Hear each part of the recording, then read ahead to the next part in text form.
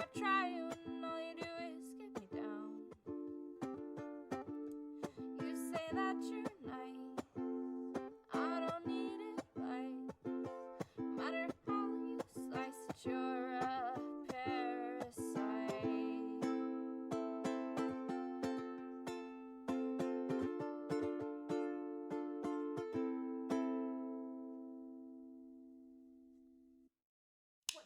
Mission barrels cower in fear. Open season hunting little deers.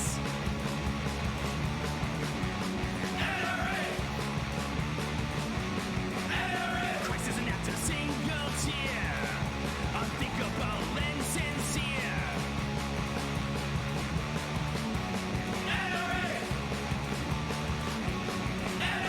Not really asking, not really asking.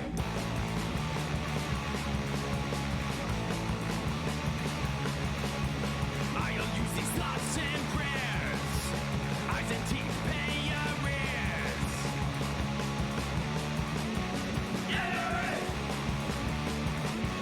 Not asking, saying loud and clear. Bringing the head of Wayne LaPierre.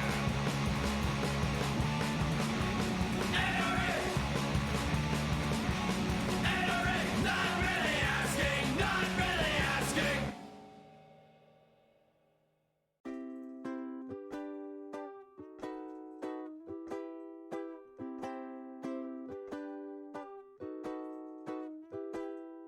I wanna fly far away into outer space where you can't find me. Maybe I would suffocate, but that is quite alright by me. Leaving you alone on earth to die.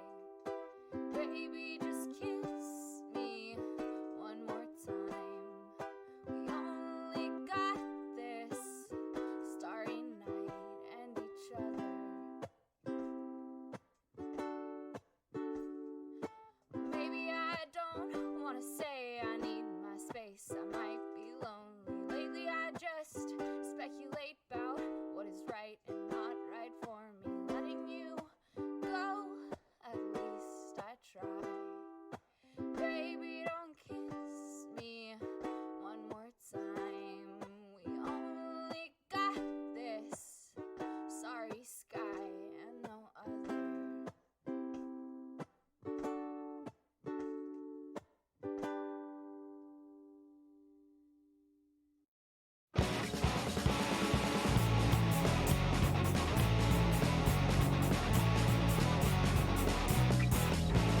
Staring through the blazing heat as armor tanks roll down the street. Skipping stones lost through the cracks, just like that. Waiting on the shooting star as families rush into their cars. You were sitting at the bar, just like that. Staring through the blazing heat as armor tanks roll down the street. Skipping stones lost through the cracks, just like that. Waiting on the shooting star as families rush into their cars. You were sitting at the bar, just like that. Just like that. Just like that. Crashing bombs, exploding, said I feel the grit inside your head. My ears are ringing, I'm singing, I like this town one bit. Bombs exploding, said I feel the grit inside your head. My ears are ringing, I am singing, la la la la la la la. Staring through the blazing heat as armor tanks roll down the street. Skipping stones lost through the cracks, just like that. Just like that. Just like that.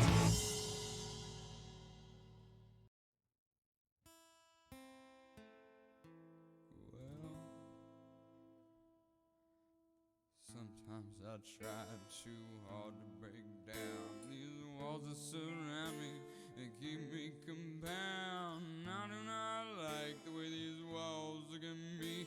There are views that stop staring, watching me bleed from my eyes and my chest, more specific my heart, like I was cut by the girl who finally got smart. Well, I'm just a lazy, damn dirty old dog who can't find a way to just get along. Well, someday these walls will descend upon me, and I'm sure you will find me in the rubble beneath the summer. Hello, my friends, and welcome to another Live with LavaSub.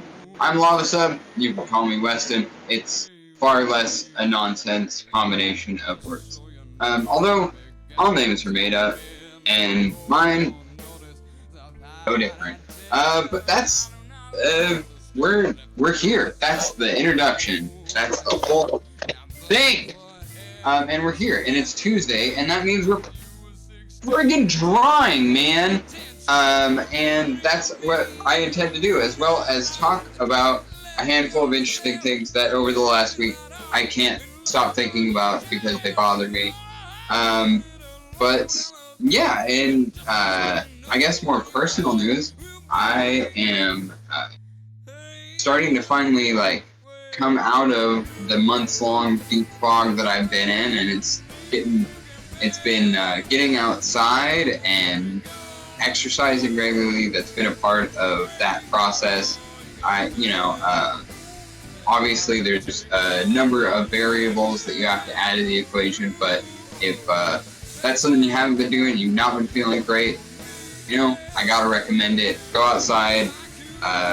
If you like to ride a bike, I love riding bikes. That's one of my favorite things to do, even if I don't have a place to go or I'm not going to like some kind of park. I just, I live in LA. I like riding around in the city all the time. It's really nice riding around in LA on a bike, riding on the streets, because if you ride on the sidewalk and you're like an adult, I kind of think you're a coward.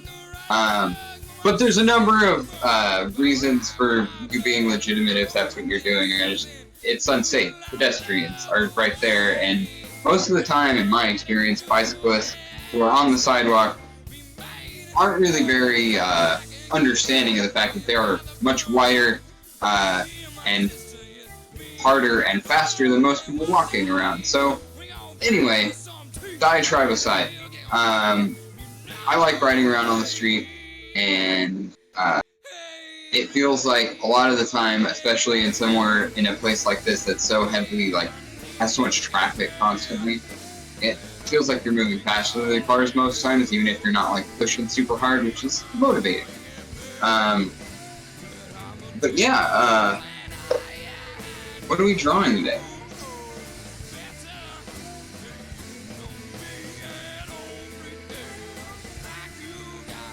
I've also been doing a little bit of light weightlifting, trying not to break my body. So I am one of those people who, when they start doing stuff like that, tends to overdo it, hurt themselves very quickly, and then can't really do it more for several months. So you have to go through that process of the muscles kind of atrophying and healing and losing a lot of the time and work that you've already done on trying to get the results you desire. And I wouldn't say start all over again, but a lot of the time it feels like that. Trying to go a little lighter, that stuff, not hurt myself. We're not replacing one form of self-harm with another. It's been a long time since I did any of that, but not the typical things you think of when you think of self-harm. I think there's a level of self-harm in a lot of behaviors that aren't necessarily recognized as such. That's neither here nor there. For me, I definitely did do a lot of more of the typical self-harm stuff, but it's been many years since I did any of that. I'm very grateful for that. Very proud of myself. And all of you, if that was also your situation at any point.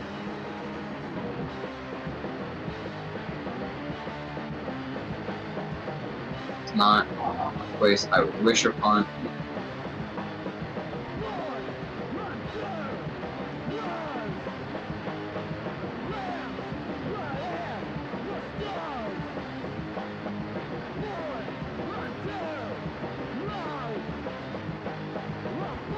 Oh, if you were wondering, this is a crew shirt from Lagunitas Brewing. That's staff only shirts. I never worked there myself, but my the drummer in Boilermaker, my oldest buddy Dan, he, I think, gave me this shirt at one point. Because he wasn't going to wear it. He knew that I was a t-shirt person that also hates capitalism. So I think he gave me this shirt knowing that I would probably rock it with the right kind of shirt.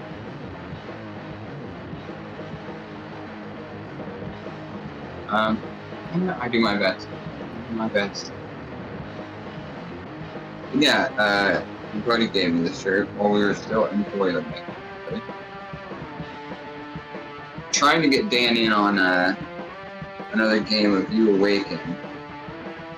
I've actually followed through this time.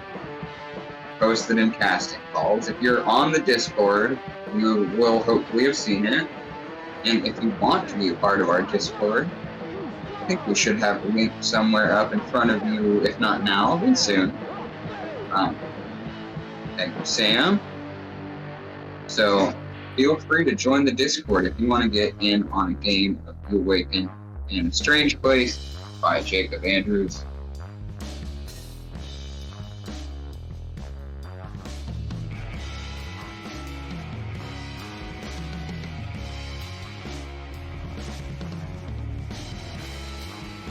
Yeah, that would be pretty amazing if we could get Jacob in a game of You Awaken. I'm not, I won't hold my breath, but at the same time, I don't think it's impossible.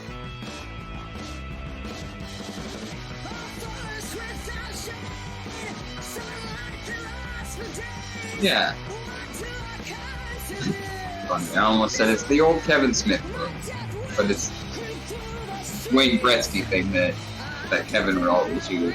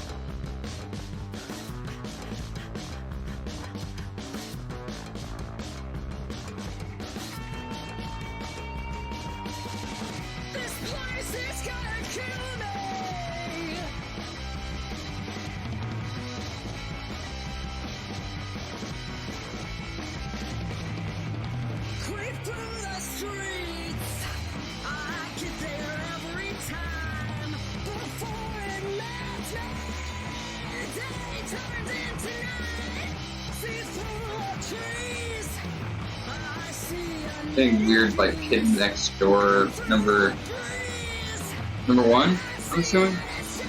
Can't really remember, it's been a minute since I rewatched Kids Next Door.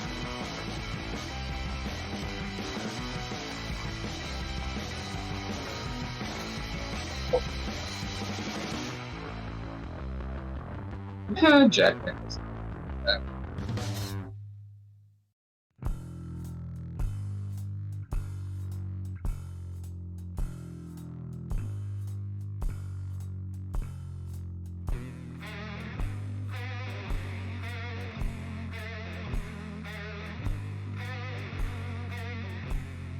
Looming figure, helping hand, escorts you to the surveillance van. Take you for the ride or take you for the fool. We needed no disguise in a world so cruel. The grainy signal meets your loving stare as we strap you into your velvet chair. Glowing heart, beating screen, will to witness I believe. Glowing heart, beating screen, will to witness I believe. Glowing heart, witness, I believe. Glowing heart, beating screen, will to witness, final screaming, looming figure, helping hand escorts you to the surveillance van. Take you for the ride or take you for the fool. We need a no disguise in a world so cruel. The grainy signal meets your loving stare as we strap you into your velvet chair. Glowing heart, beating screen, well to witness, I believe. Glowing heart, beating screen, well to witness, I believe. Glowing heart, beating screen, well to witness, I believe. Glowing heart, beating screen, well to witness, final scream and looming figure. Oh yeah, he's got the funky, like, wicked eyebrow, right? Yeah. I've seen Witches of Eastwick.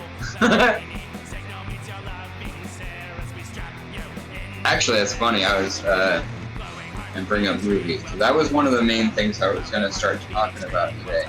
Is the, couple of movies coming out that I am...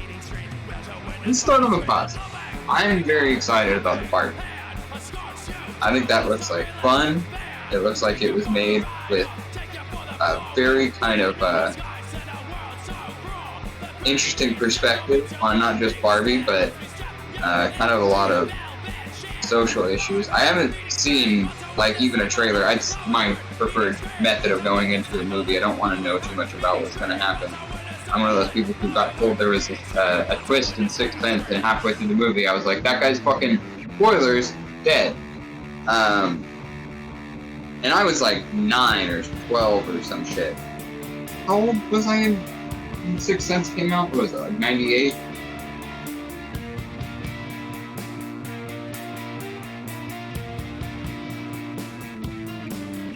'99. So I was 12.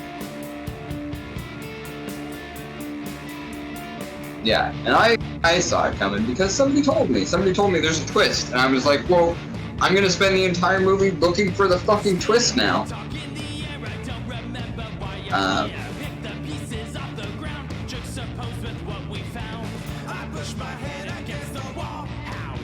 Not entirely sure what tipped me off necessarily. Probably that had a lot to do with it. But I can't remember what one specific instance. I just remember my dad, I think, had already seen it, and he would always, like, when he came up to visit, we've never been here before, my folks are divorced, so I moved to Reading, my dad would come visit every 2 weeks. We would always go to a movie. Almost every time, consistently, we would go to a movie. My dad was a big movie lover, he knew I loved movies, we were movie. So yeah, he was like, there's a twist, watch out for the twist. And I was like, alright, well, thanks, Dad. I guess I'll do that. And then I sat there and watched the whole thing, so I just remember at a certain point, I look over to him, and I was like, that guy's fucking dead. And my sister heard me, and was like, you don't know that, you don't know that. And I was right.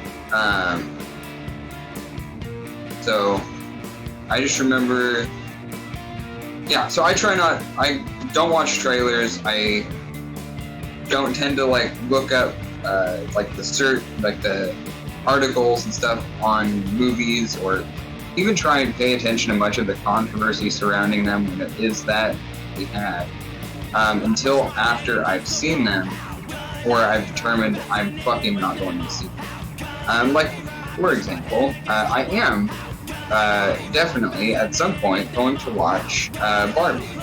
But I am definitely, absolutely, no fucking way you could ever make me watching Oppenheimer. I don't understand.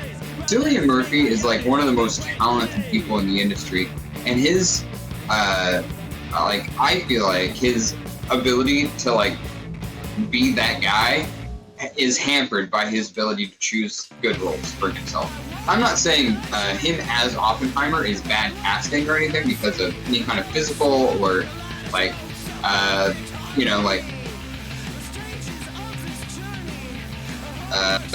imagined reason for that character not fitting that actor,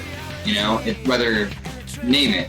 I just feel like it's Christopher Nolan, so it's probably gonna get fucking sucked off all day by critics and people I'm going to disagree with about film for the rest of my life because their perspective is entirely just separate from mine. I've said it before, I'll say it 1,000 more times, 1,000,000 through my lifetime. I don't fucking care about technique. I don't care about talent or whatever. These are subjective nonsense words that a bunch of journalists and critics and basically non-artist motherfuckers created to gatekeep the idea of art, which is for everybody. Everybody should be making art, and it shouldn't be judged by some kind of ancient criteria that doesn't matter. The full on shouldn't matter to literally one person ever. It's art school nonsense. I don't fuck with that. So yeah, I'm just never going to think Christopher Nolan's an interesting director. I've liked one of his movies, and the rest I'm pretty meh on. Memento, when it first came out, absolute home run.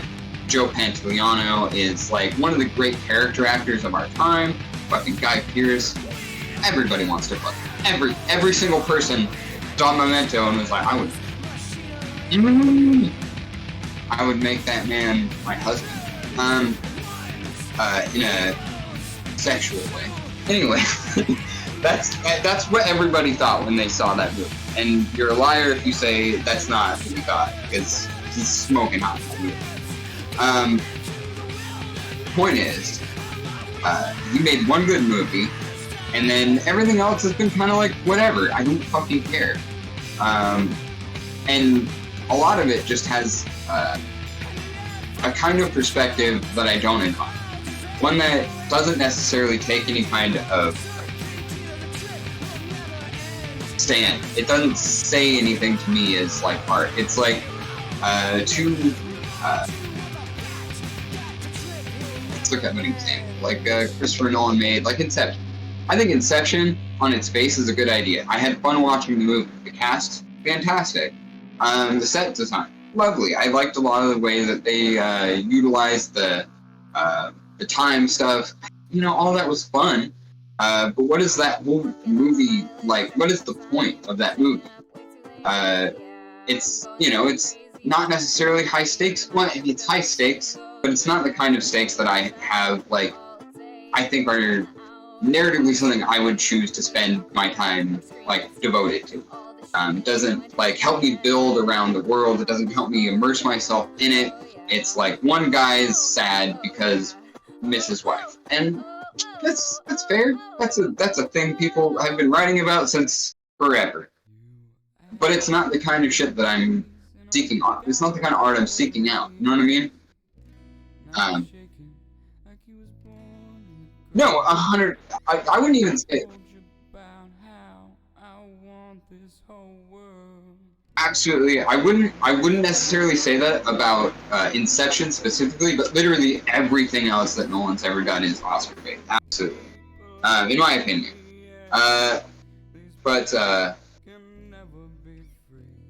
Yeah, and just this idea of making a movie about Robert Oppenheimer, one of the key inventors in the creation of the atomic bomb. The man who's like, I am become death when it go off. It remains to be seen, the framing of how they're going to be framing the character, the story, the atomic bomb in general. I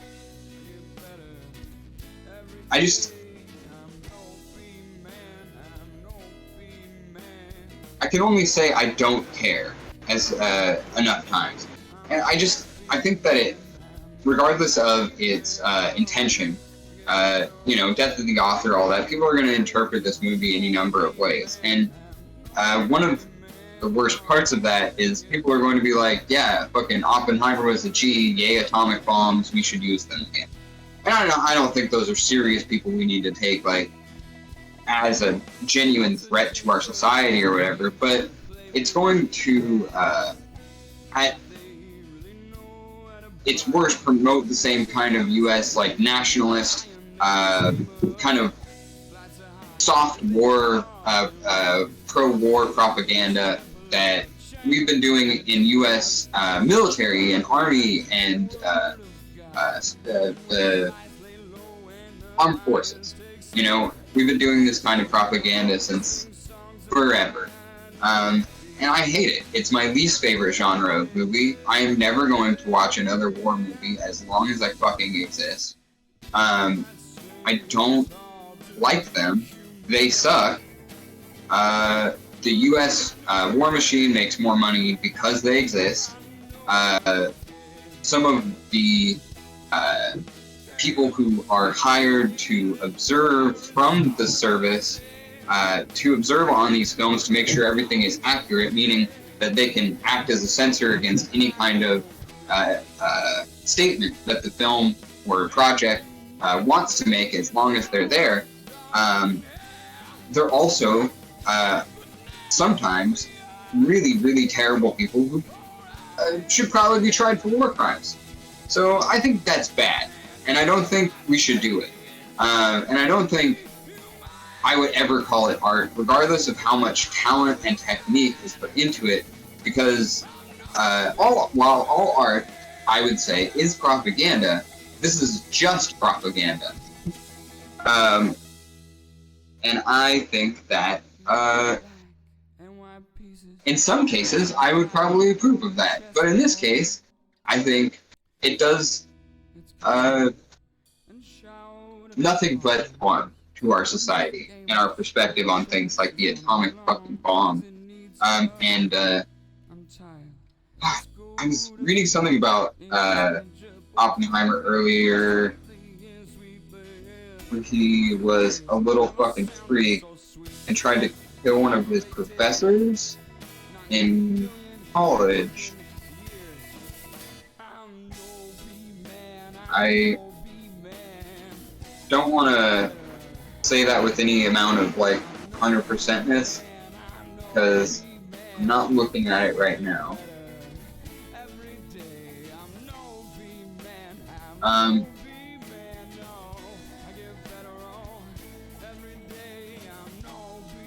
I'll tell you a story about how I didn't participate necessarily, but I approved of it when that happened in my high school.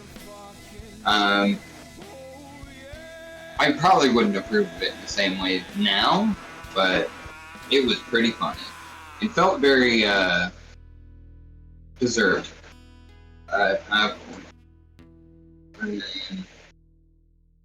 Yeah, poison apple.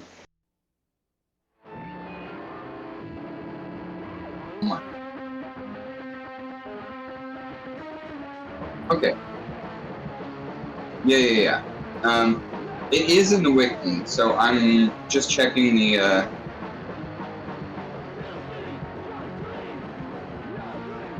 I'm looking for the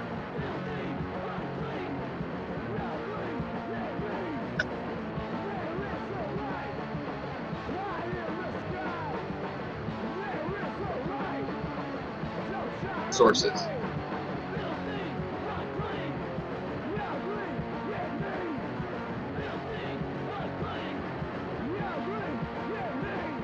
It's like Distractify, Medium, a handful of other publications have put out stories about this. He dosed an apple with noxious chemicals from the lab and put it on the desk of his tutor. But I don't see a source for it. But it's, you know, not necessarily disreputable.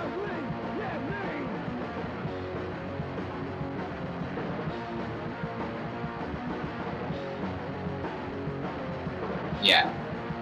So, okay, while I'm looking this up, let me, I'll talk about this. So, when I was in high school, there was this one teacher who I probably shouldn't name.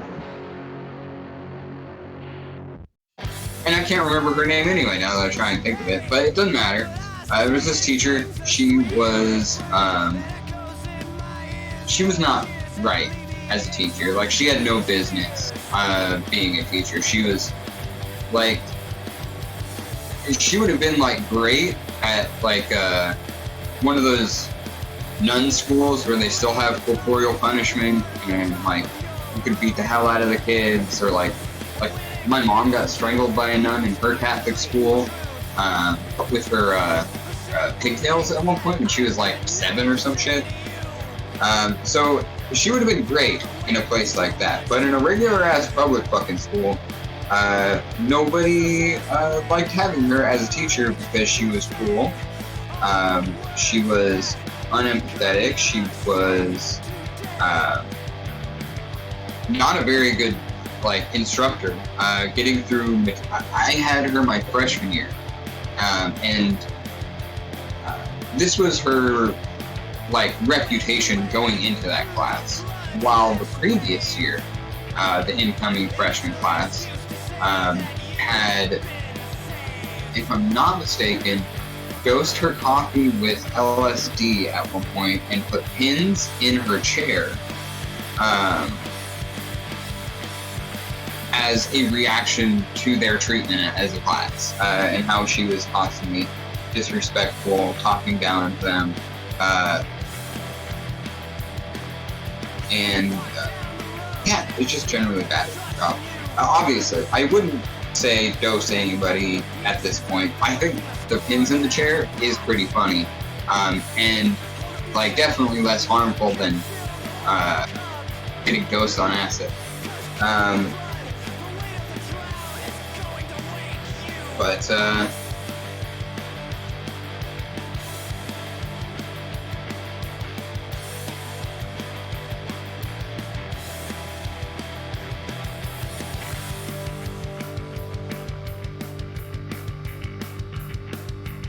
yeah. Oh wow, rip.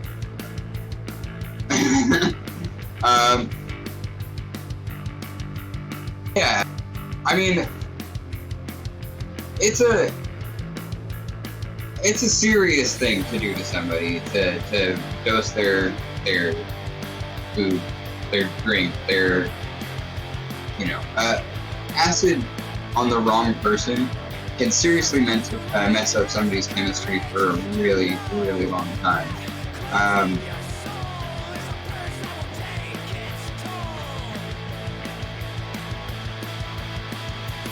Yeah, I mean, I wouldn't say acid is poison, but it is,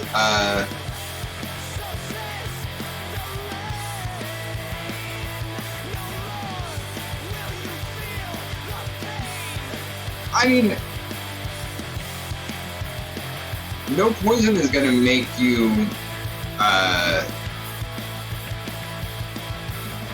is gonna fuck with you psychologically like acid, or other psychedelics.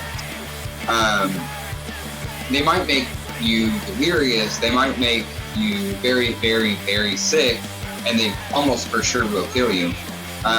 Which, there is some crossover there with LSD, but I wouldn't say it's necessarily one-to-one, but that's just semantics. Ultimately, the idea of poisoning somebody is putting something, ultimately, that they don't consent to, that will affect their health, whatever part of that health it might be, in a negative way. So, in that way, absolutely, I agree with you. It is poison. I guess I'm just sensitive about the idea that acid is poison, because it's a beautiful thing, but you can't give it to somebody without their consent and knowledge that they're doing it, because you would fuck that person. You could really hurt somebody. A lot of, if you ever watched any of the documentaries about how, dumb shit hippies in the 60s and 70s would dose their children when they would go live on a farm or whatever, I'm not calling those communists. Those fucking people are not my people. Yeah. Those were, I've seen some of these documentaries, some of these first-hand testimonials of 7, 8, 10-year-olds on acid, dosed without their consent or knowledge, and it is worse than Jesus Camp. If you've ever seen Jesus Camp, it's I think it's even available on YouTube if you want to look it up, but it's one of the fuckedest documentaries I've ever seen, and it's about a bunch of kids being brainwashed by evangelical churches.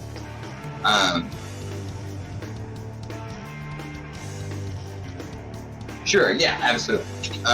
So I think to say that I would equate the hippies dosing their kids with evangelical brain poison, I think there's that's a pretty serious condemnation on my part, if you know me at all. A big reason why I think hippies sucked, and there was like 4 good ones. As an idea, I don't know. The way that it's sold to us hippies is like cool. Like, yeah, it's literally just Jerry Garcia and fucking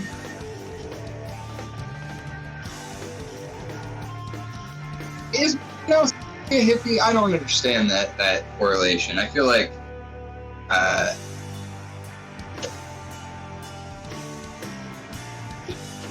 is he?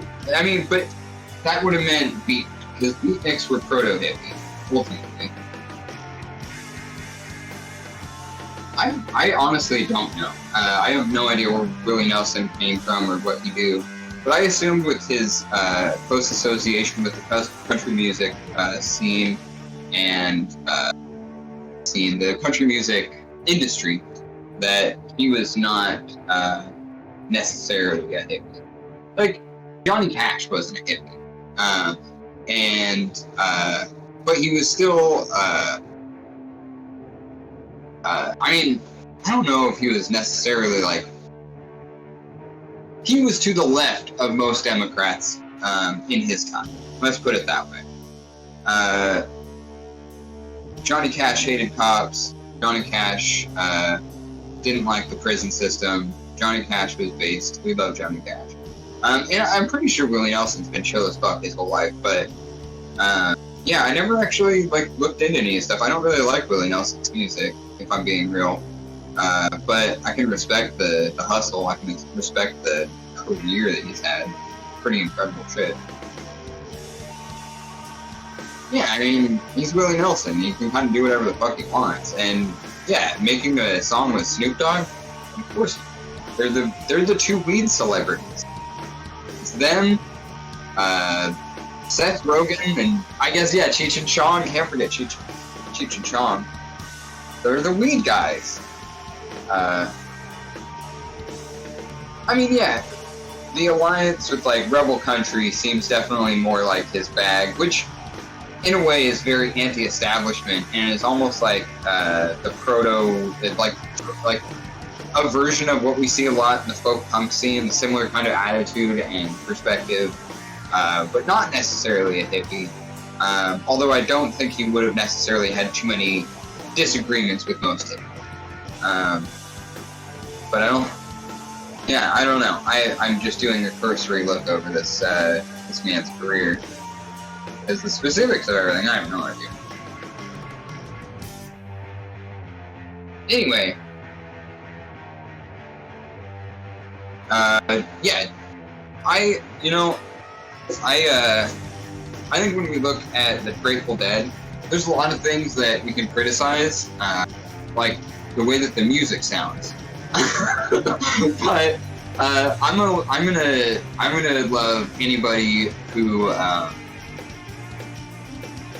had a career almost entirely based on free shows, free drugs, free love, and like fuck the government. I mean, the Grateful Dead were pretty cool for that. I will never not give them credit for it. I mean, those dudes would do how many? They did like over a decade of just like free shows or some shit. Where they would just go around and like say fuck it, everybody's in for free. It's not a flop.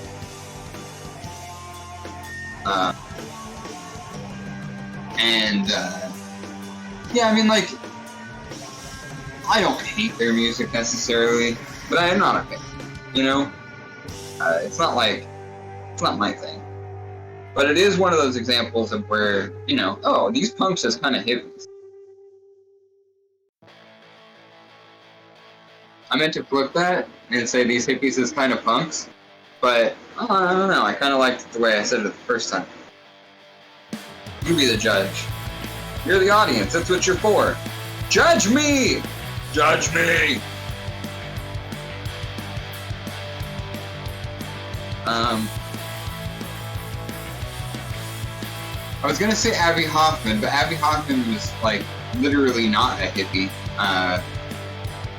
Not in, like, a way that was, like, counter to hippies. It was just a different, like, a description to his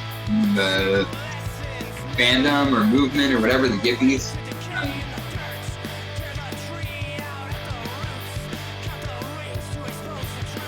The man knew optics. Honestly, that's one of the best things about Abby Hoffman. Man knew his fucking optics. Might have been cringe for a lot of people. Especially people who were already in like the civil rights movement, who, you know, have no shortage of negative things to say in the histories of the 60s. Like,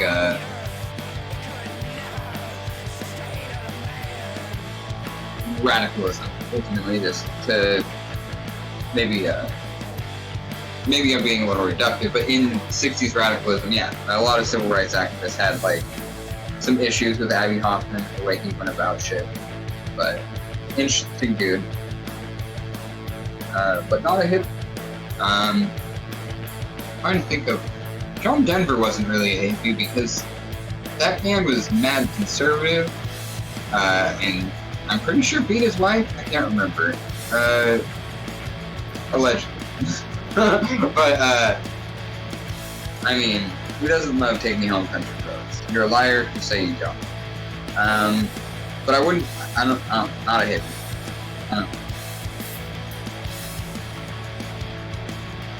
Yeah, it's, you know, it's, I'm a big fan. For the longest time, I was like, my punk rock pseudonym was John Denver Thomas.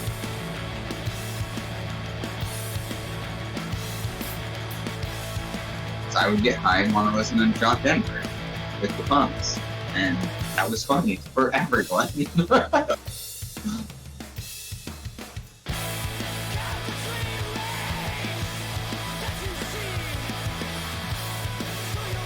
Good time. Yeah, so Oppenheimer, not gonna watch. Oppenheimer? More like, not gonna watch it. I've been making these jokes all day today, and I'm really sorry about how bad they are, but I'm just gonna keep doing it. Like, the other movie I was gonna talk about. Napoleon! I'm sorry, disrespect all of the French people, but I don't care. You can come at me.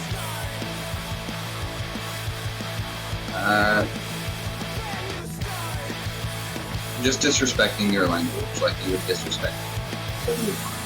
It's cultural exchange, baby. Anyway, Napoleon. Directed by Ridley fucking Scott. Ridley, oh my god. What was his, I'm not gonna cast Muhammad what's-his-face from who knows where. It's not how you sell a movie like this. What's that quote? It's one of my main reasons for why why Ridley Scott, more like really not gonna watch it. Also, Ridley Scott hasn't made a good movie in decades. He is coasting big time. What a fucking loser. I know a lot of people like House of Gucci, but you're allowed to be wrong. I know a lot of people like Blasphemous, but also you're wrong, and it's allowed. I know a lot of people like Ridley Scott's movies, and it's okay. You're wrong, and that's fine. What the thing is they're very racist. I think with a little investigation, after Exodus, gods and men, gods and whatever, and his whole like, I'm not putting brown people or black people in a movie about Egypt, in a movie about Moses and Ramses and this Old Testament story. Well, I mean, sorry, this just makes me so angry that I can't think straight most of the time. I just want to fight Ridley Scott in public. Like,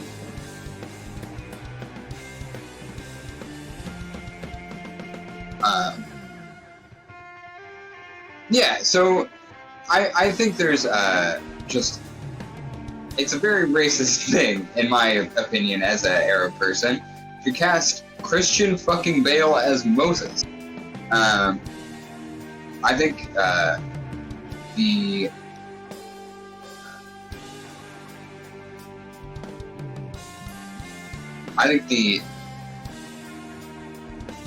sentiment is normalized in the United States that the good people in the Bible are all white people, which you're wrong.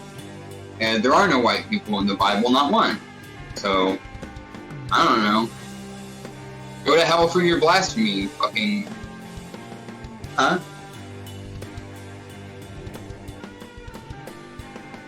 There are no whites in the Bible.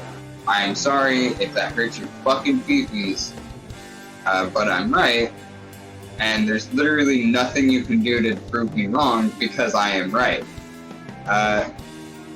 Also, Christian Bale said some weird shit about Moses during the course of that movie. Christian Bale's a fucking freak, dude. I also don't like his work anymore. His last good movie was Howl's Moving Castle. Yeah, he's the dub. Yeah. No, I think if you liked any of the Bale Nolan Batman movies, I think you're a little weirdo, dude. Those are like some of the, like, Batman's already a pretty conservative character under most readings of the character and the stories, but Christopher Nolan was just like, yeah, baby, let's make this real conservative, baby. I want Joker to be, the Nazi meme, the Nazi PFP for the next 20 years or so. And you know what? They did a damn good job making the Joker the Nazi meme.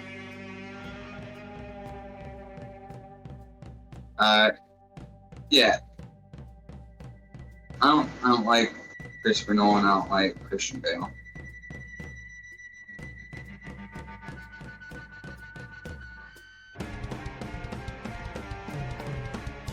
Oh no, that was Exodus, Gods and Men, from 2011 or some shit. 2014. The Napoleon movie is Joaquin Phoenix, directed by Ridley Scott, written by David Scarpa, who I don't know. And I, like, dude, Joaquin Phoenix was so cool for like 5 minutes after I'm Not There. Like, goddamn, what a banger. I'm Not There is like fascinating fucking.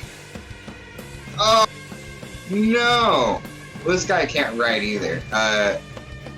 They're also making a second Gladiator. Suck me off, you fucking talentless, lifeless act.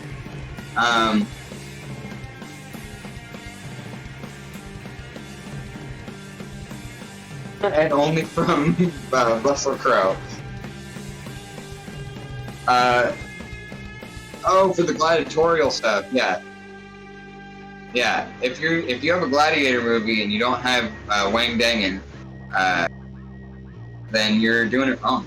But yeah, he also wrote 3 episodes of Man in the High Castle, and the remake with Keanu Reeves of The Day the Earth Stood Still, which no one needed to happen, and I loved Keanu, and I hated that movie so much. It was really bad.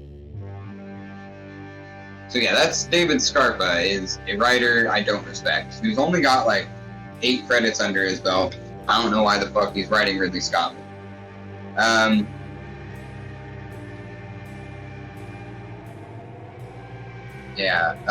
So starring Joaquin Phoenix as Napoleon. I love Joaquin, but I think this is a similar thing as what I was saying with Cillian Murphy, is incredible talents, both of them. Like, seriously, nothing but respect for the work that they've done as actors. Just on the basis of their ability and the way that they're able to avoid the typecast. Very talented people. But I don't have respect for the actual film that either of those two have done in a long time. Like I was saying, I'm Not There was one of the last times I was really like, Joaquin Phoenix is just fucking incredible. And that's because I'm Not There was like a intentionally deceptive media fiasco that Joaquin Phoenix was essentially trying to see how far he could get into the ultimately it's part a discourse about the method version, the style of acting, and as well as it's like a kind of critique of the celebrity gossip culture, especially in the early 2000s when, I'm sorry, it's You Were Never Really Here. No, wait, that's not it. It was I'm Not There, right? Anyway, really fun movie. Absolutely insane performance on his part. It really just makes it damn near impossible for you to tell whether or not you're watching a genuine person having a meltdown or Joaquin Phoenix giving one of the performances of his life. Fascinating. But what has he done since? I cannot recall, mostly because not much of it is that noteworthy. I mean, Oscar bait, like we were talking, a lot of it. Damn, does this Wikipedia not even have a filmography on it? What's up with that? Did you notice Wikipedia kind of having a hard time with it?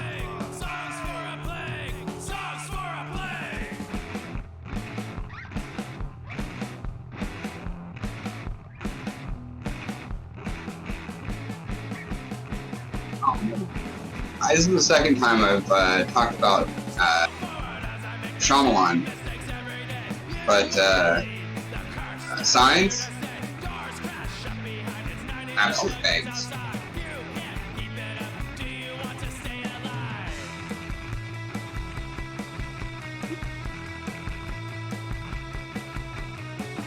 I don't know. What's a cop out about it?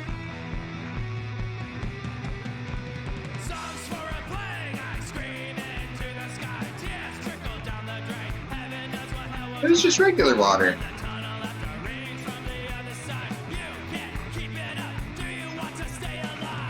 No, I mean, after we figure out that water is harmful to them, that's like the entire planet just uses water to hose the rest of the aliens, and they're done. It wasn't a religious thing. Shyamalan is not a Christian or a Catholic.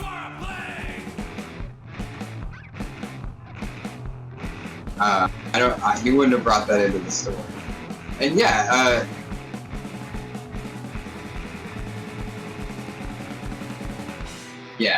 if Mel Gibson said it, I wouldn't trust it. He was also really good in Quills, and no one has seen that movie. No, I mean, not no one, but not necessarily anyone's known. It's not like the best well-known movie, but he was really good in that. Jeffrey Rush plays the Marquis de Sade. Kate Winslet's in it. It's such a banger. It is sexy, and I watched it as a teenager. Leave the rest up to you. I'm Still Here. That was the title. I'm Still Here. Yeah, really good shit. Right after Walk the Line, which, God, it's a horrible movie. The Master. That was really good. fucking one of Paul Thomas Anderson's, like, I guess, like, what is it, mid-career for him now? That was like 2012. That was a while ago, but that was amazing. Inherent Vice was really good. Yeah, I mean, I'm not going to watch Mary Magdalene where he plays Jesus. I'm sorry, I don't care.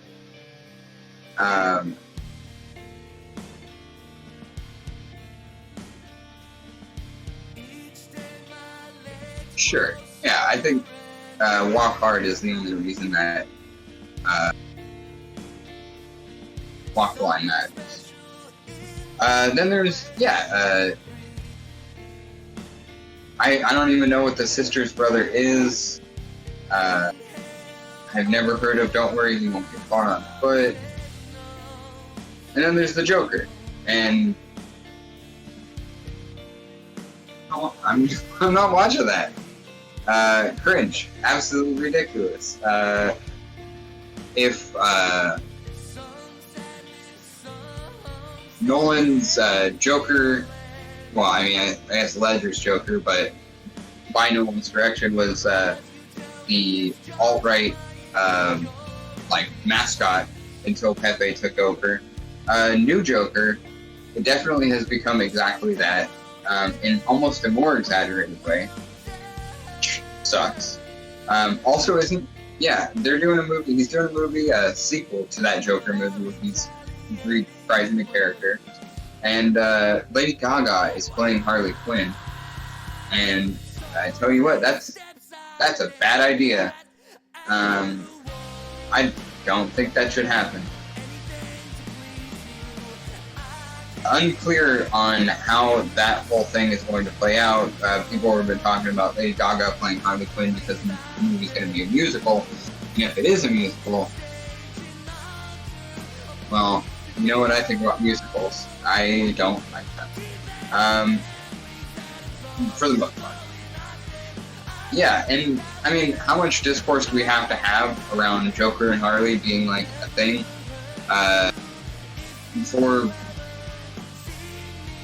I thought we would just stop because it's like, oh, this relationship that has been being portrayed in media and romanticized by merch and fucking weirdos on the internet, it's a really abusive, really bad relationship that hopefully no one is genuinely modeling their relationships after, or maybe they are, and that's a big reason why people are so dissatisfied in their relationships in our society currently, because Harley and Joker is not really. I mean, even that, there's the best use of those two characters to really was the animated Harley Quinn show, and the reason why it's such a why they, in my opinion, why I think they did it very well, was that they weren't depending on Harley and Joker to be on and off, back and forth. Harley finally, coming to her senses, as she often would do in the show after they would get the original animated Batman show. When, even if Harley disagreed with the Joker, at the end of the day, she was going to stick by him, even though he would sometimes try and sacrifice her for his success. And just so many of the depictions, he is violent with her. He is, stuff I don't even need to get in. It's a really gross relationship. I think by any even slightly genuine reading of the characters has been portrayed up until the Harley Quinn animated show. And they split them up for the explicit reason that the relationship is abusive and manipulative, and the Joker is not a good partner for Harley. She gets together with Poison Ivy, and they fall madly in love. This is what I want. This is what I want out of those characters. And then Joker becomes a socialist. I would have never thought that would happen, but I'm glad it did.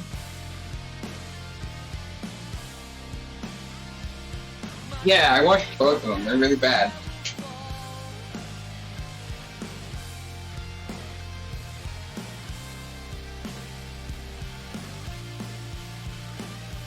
Yeah, for sure. I mean, like,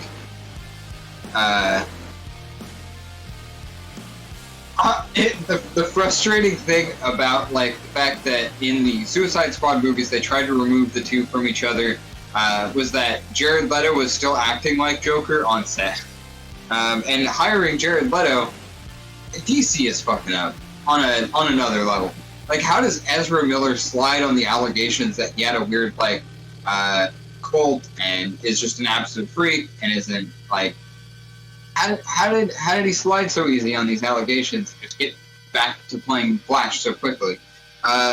It feels really weird, and I hate it. And I want to leave.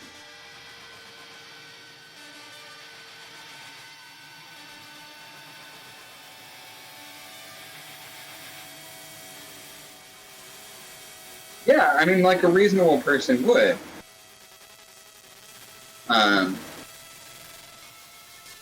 But yeah, it definitely get me provoked into a conversation. You start like just ignoring it as like major media publications cover the Flash and things like that.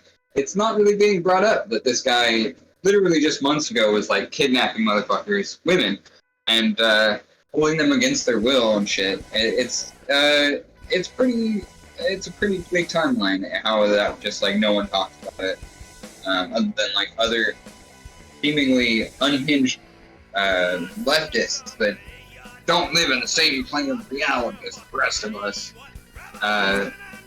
You know, it's us unhinged leftists that don't want people who kidnap motherfuckers to be idolized by children. I guess, but I'm the groomer because I put dicks in my mouth. Not children's, obviously, but you wouldn't know that if you listened to American conservatives.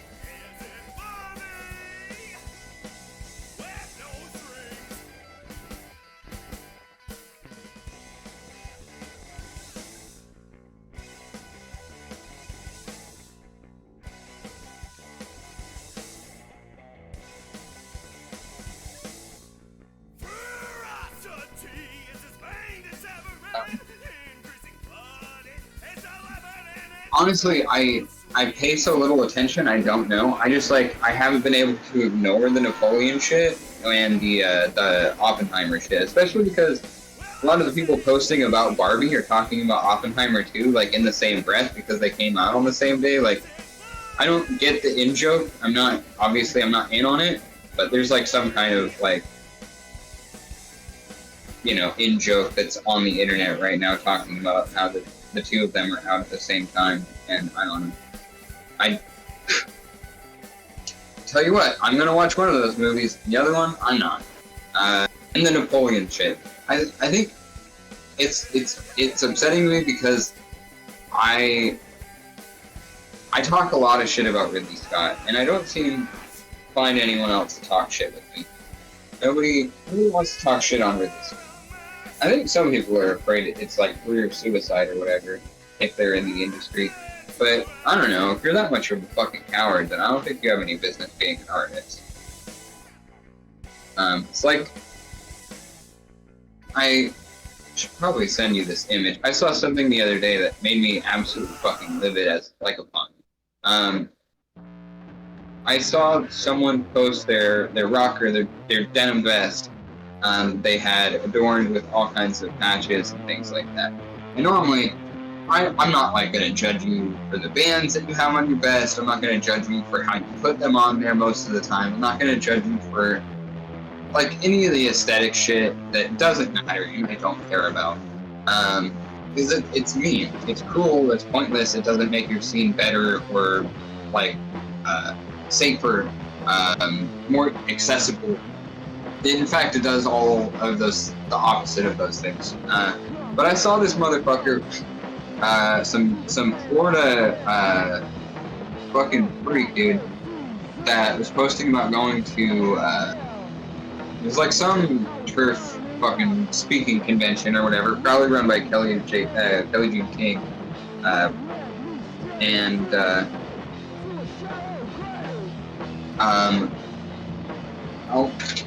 I don't know if Sam's having like a quieter day today, so you might not see this, but you can go over to my social media and find it there. It's on my like Instagram stories. But I'm throwing it in our chat just in case. So you might see this pop up. But this motherfucker has turf in big ass fucking letters on the back of their fucking denim. And I gotta say, you walk into a show with that shit on, you're not leaving with it. No fucking way. In no scene that is in any way respectable does that person go home with the vest and at the end of the show and not expeditiously as they get there. It's the same shit as when you see fucking boneheads and Nazi punks walk into your venue, you eject them as aggressively as necessary. And I mean it. I mean it with my whole fucking chest. You start letting these people in, and suddenly your entire scene is full of their friends who are going to beat up your trans friends. We're going to start shit with your with the people of color in the scene. You're going to start fucking with everybody, but the ever closing in group that is allowed to be around them. They will be violent with your friends, with your comrades, with the people in your scene. They will make our scenes unsafe for everybody, less accessible, and frankly less successful. You're not making much money because in very few places in the country are out and out fucking Nazis welcome fucking anywhere. And so there is a pretty small number of them, regardless of how fucking loud that these assholes get on the internet and in the media. They only get that kind of attention because our media and our whole social capital economy is based on their kind of ideology, but in a cleansed kind of way. So Republicans and Nazis are the same thing. I'm being reductive, but only slightly, really. Tell me the difference between, Goebbels and fucking, what's his fucking name? Mitch McConnell. There's not much. Ideologically, there is not much difference between a typical, even centrist Republican and, a member of the Third Reich.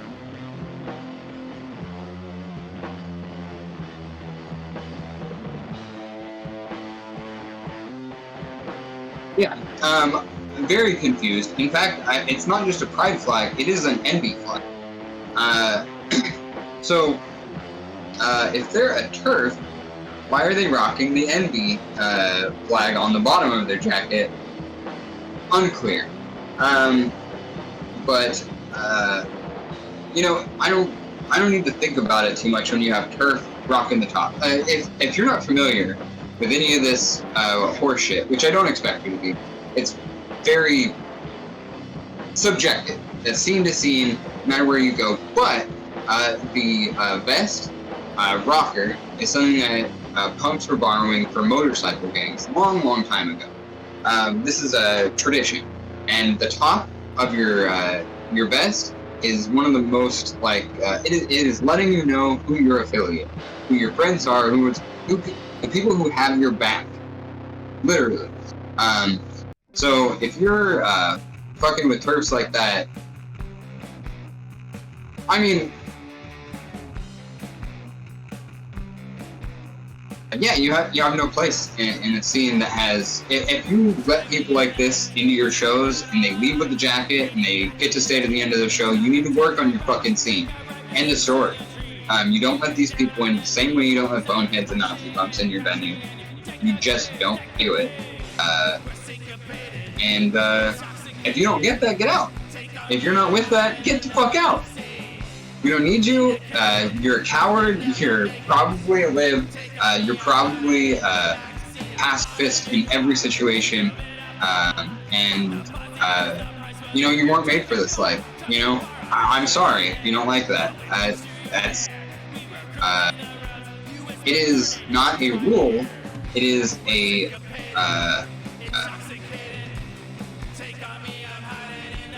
way to keep your community safe. It is a way to keep your scene accessible for the people who need it the most. You know who needs it the most? People on the margins. Punk is for us. Let me say it again. Punk is for people who have been kept on the margins historically and socially, economically, etc. Punk is for the poor. Punk is for black folk. Punk is for Latinos and Latin people. Punk is for anybody who is essentially always going to be put in an in-group or in the out-group by white supremacy. So when you start letting white supremacists in your venue, you are putting those people in the direct path of harm. When you don't stand up, especially fucking if you are a white passing person and you are not one of the first people to stand up, grab them by the lapels, rip their fucking jacket off of their shoulders and beat their fucking teeth in, you're a coward and you have no fucking place in the scene. You go home, listen to your fucking Misfits records there, you fucking poser.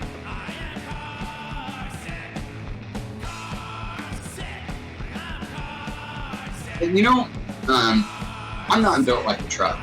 You know, I don't have like the physique of, you know, some kind of MMA fighter or whatever. But half of the point of being at a show like this isn't necessarily that you individually are strong. It is that we together are strong. I grew up in Reading. Reading is full of fucking nonsense. I grew up in that punk scene, and I can tell you from experience and from observation and from years of practice, the only way you keep Nazis out of your fucking scene is by collectively all of you beating their fucking asses. It's literally the only way to cleanse the scene of white supremacist Nazi garbage people.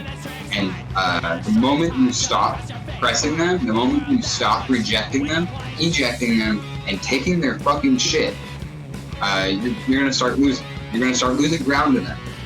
They will take over your scene, and suddenly you'll look around. There'll be a bunch of buzzed heads with fucking swastikas tattooed on their fucking chest or their necks, and fucking Zig Heiling their fucking songs.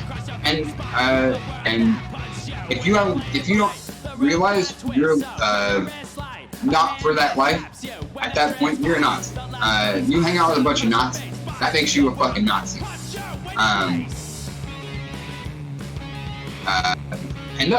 Yeah. So, beat their ass, kick their shit, don't let them in your shows. End up.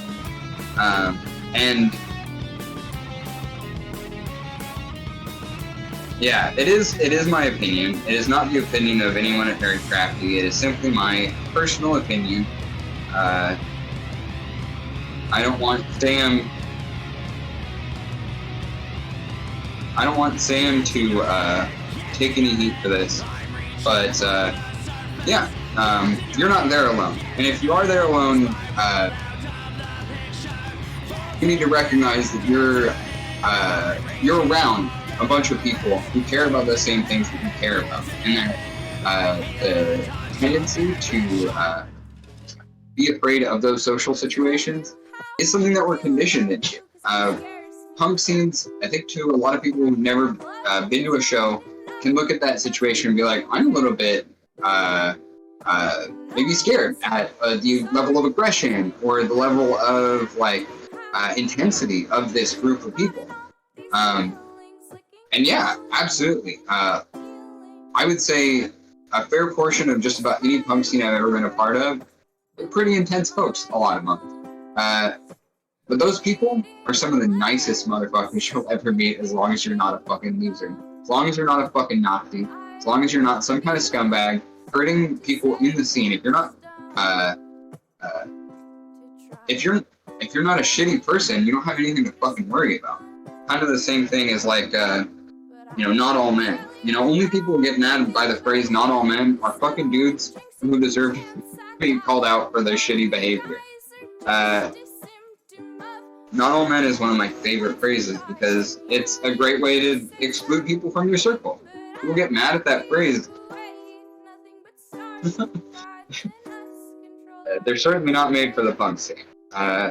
Because, man,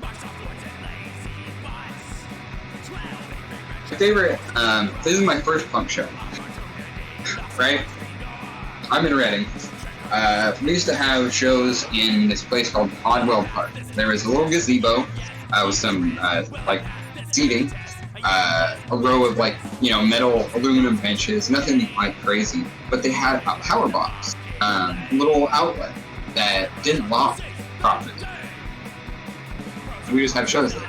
We would, you know, 4 or 5 bands. They would all pile their equipment across the park, truck it up, set everything up, and we would play back to back to back to back.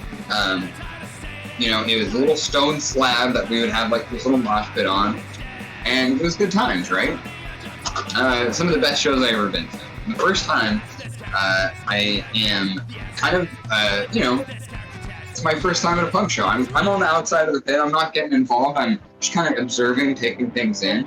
I'm loving the vibe. Like, it's a lot, you know, especially your first time. When suddenly I see going through the pit is this lanky fucking dude, and he's got, I can't remember if it was in both hands, but definitely had a knife in his hand, was just running through the pit with this fucking knife. Luckily, no one got stabbed. Primarily, the reason nobody got stabbed is the moment my friend Manny, like 16-year-old, shorter than I am. No, she was younger than me too. So she would have been like 14, 5 foot tall, you know, 90 pounds. Sees this guy doing this, recognizes immediately the danger this is posing to not just herself, but everyone that she cares about in that mosh pit. And she cleans that motherfucker's clock. Just absolutely hauls back, right across, right to the fucking dome. That guy, boom, hits the ground. No longer posing a threat to one person. He threatened a lot of people. He got what he asked for. End of story. I'm pretty sure he never did it again. So,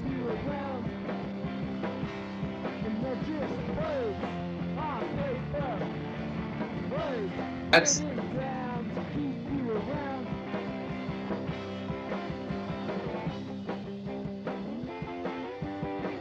yeah, that, and yeah, no, I'm not saying that, like, sorry, I'm not trying to point at you specifically. Sam, you're not on mic, right?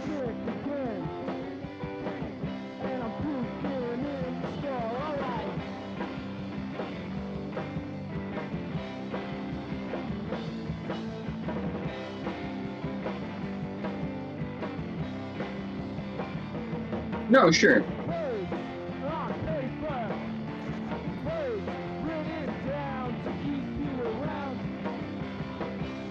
Yeah, no, I was saying kind of similar thing, where if you aren't, like, physically capable, if you're, you know, you're not ready to throw hands at somebody doing something like that, that's very fair.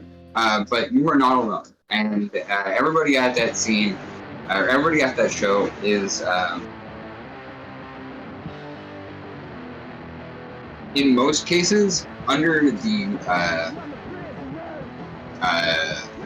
collective understanding that no one's going to look out for it. That was how I was, you know, that was the conditions under which I started going to the show, was that, I mean, cops are only going to make things worse. Cops are Nazis. That we are constantly going to get shows shut down if there's constantly fighting in the venue. That we're all under the understanding that to take care of these things means we can't, like, necessarily ask for help from anyone outside. It has to come from within the community. So, yeah, you know, don't sit there and shame yourself if you're not feeling comfortable going and facing someone running through a pit alone with a knife, and facing them alone. Like, but, yeah, to do nothing in cases like that is going to harm the community. So taking some kind of action is absolutely necessary, whatever that looks like, to mitigate harm as quickly and as efficiently as possible. I think is a good way to go about it, whatever that looks like.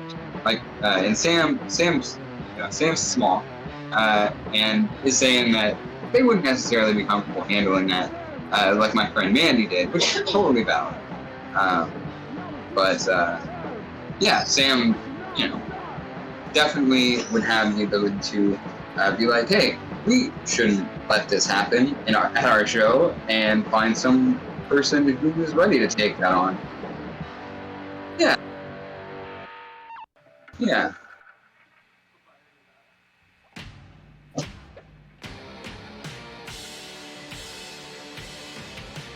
That's the thing, is I've been to very few punk shows that aren't like,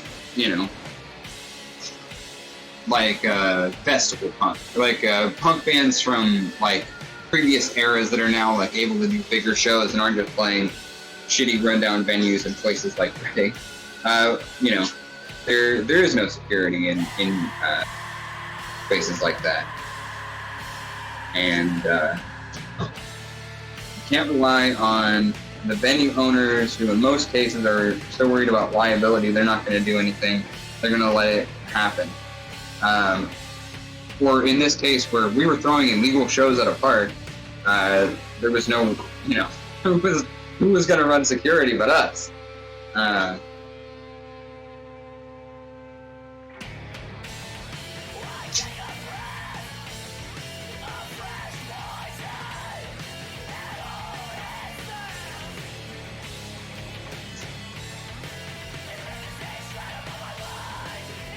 Was that at the shop?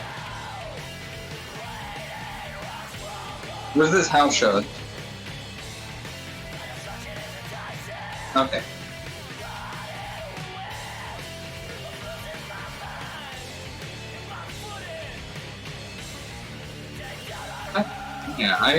I like that venue. I'm right through the shop.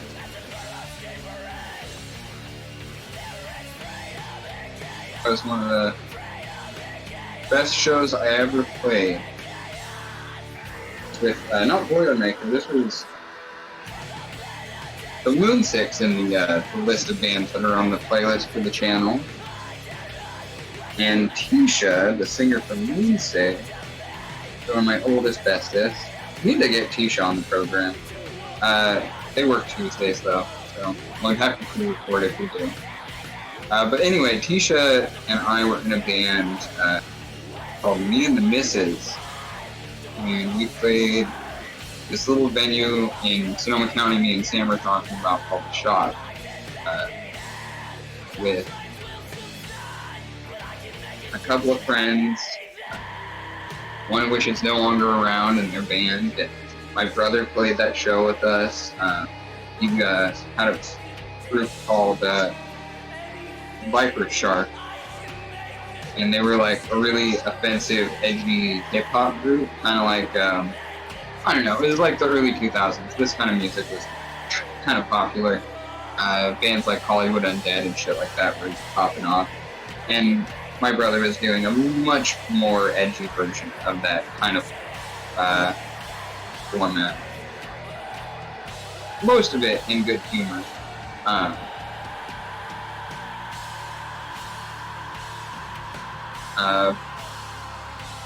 But yeah, who else? Yeah, my buddy Zach, who's no longer with us, his old band, Donner Party, who had some of the best musicians, like from the north end of Sonoma County, the Windsor Crew. Really talented, really great band. Who else played that gig with us? I don't remember. I just remember it was a great show, and the chocolates.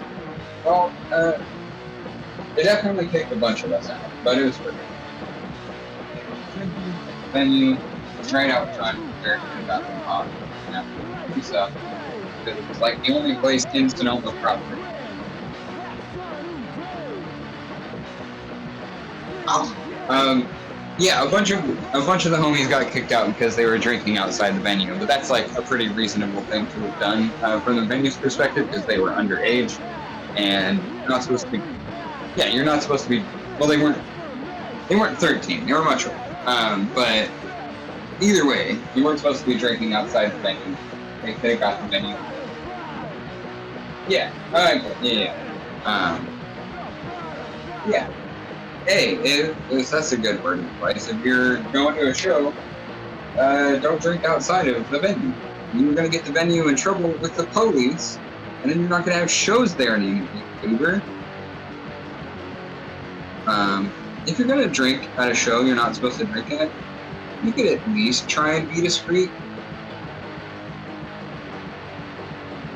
I'm not judging or blaming your substance use. I'm simply trying to let you know that this really harms venues. And I think at a certain point there's a lot of people who are unwilling to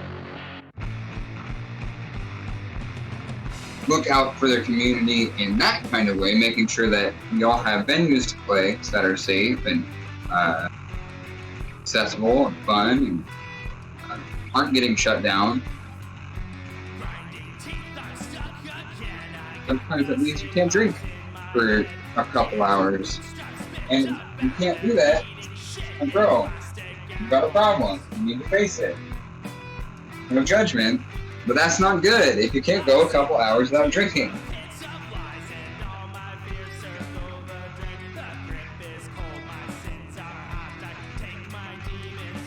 Right. Sam knowing the location is like, yeah, there's too many places. We were just talking about this last week where there are places, most places in Sonoma County are allowed to drink in public. The dudes who got kicked out of that show that night probably could have just literally walked down the street like a block and drank there in public and it wouldn't have been illegal. So to be so stupid about it, I don't know that kind of shit. Yeah, you don't fuck with the bank. It's like, it seems so obvious when I say it out loud. Just don't fuck with the venue.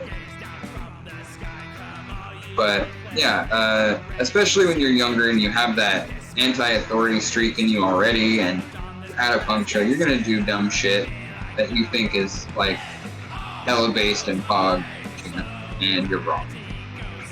And that's okay. I was wrong. I did a lot of dumb shit.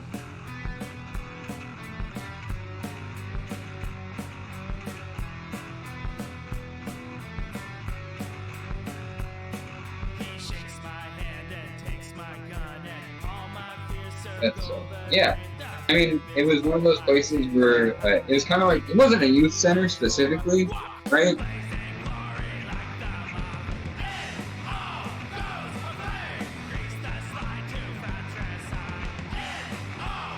Right. Totally. Yeah. So Sam's saying that, yeah, the shop was like specifically like basically a youth center without being technically a youth center. Yeah, but a safe place for young people to go, in a place where, you know, alcohol is just about every part of the, like, social culture, without, you know, so a place where teens and younger people could go, where that social pressure is kind of removed, and you actually have, like, a public place you can go and hang out, not,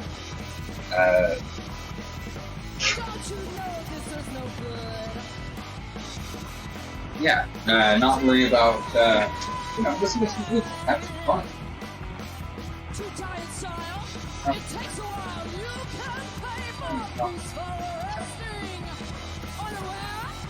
We should have played there more, but it was such a, I mean, that event was really good, but I can't remember if we tried to do another one there and it was really bad, or if that's just what happened to a lot of bands, and it just became more and more the reputation. But yeah, it was hard to get people out to Sonoma proper, for punk shows, especially when there's a handful of venues in Santa Rosa, even at the time.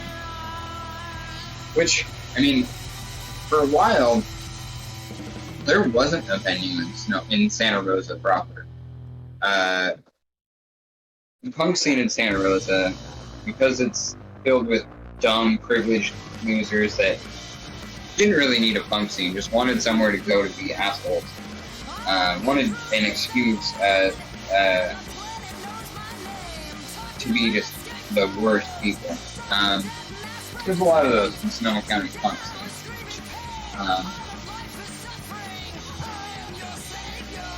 Well, let's see. First venue I was aware of, obviously, in Sonoma County was obviously Phoenix. Phoenix Theater is legendary. It's the place where Bradley Newell line. Bradley Newell injected himself at the Phoenix and then he died. That's the story. Tiger Army was banned from the Phoenix for a long time because one of the first shows they played there, someone in the crowd, this is alleged, I don't know if this actually happened, but everybody said it was for this reason.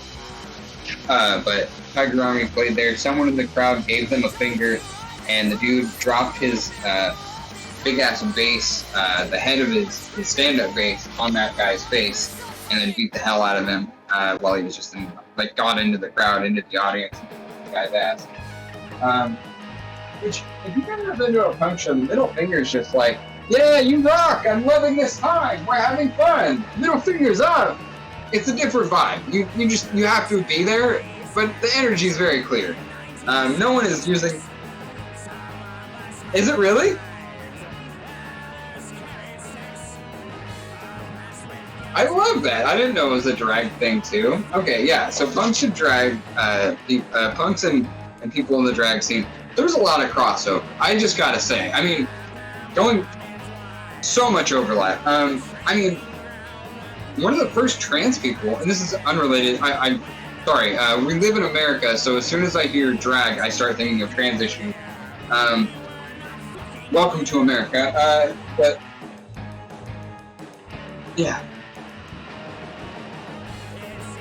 But one of the first trans people I ever heard about was Jane County, who started her career as a dude and transitioned fairly early into her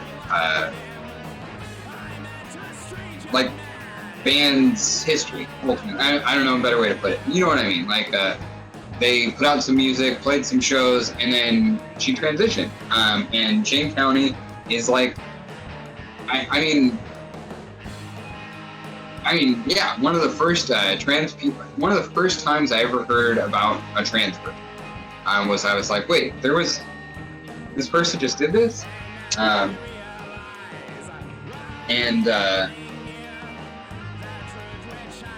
yeah. No, Jane County was I think late 70s. Jane County and what are the name of the band?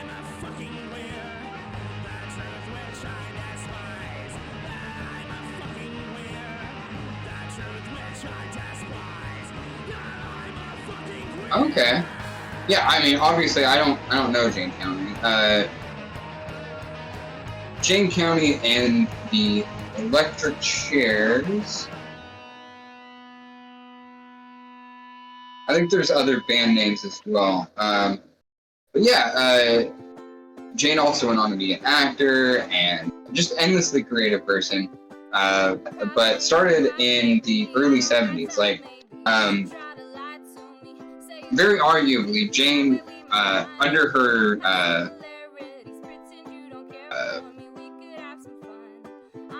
previous life, she was one of the essentially in one of the first punk bands. 1973 is early for punks.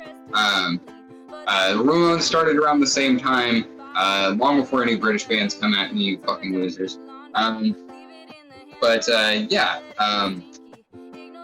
This was not. This is first wave. You know what I mean?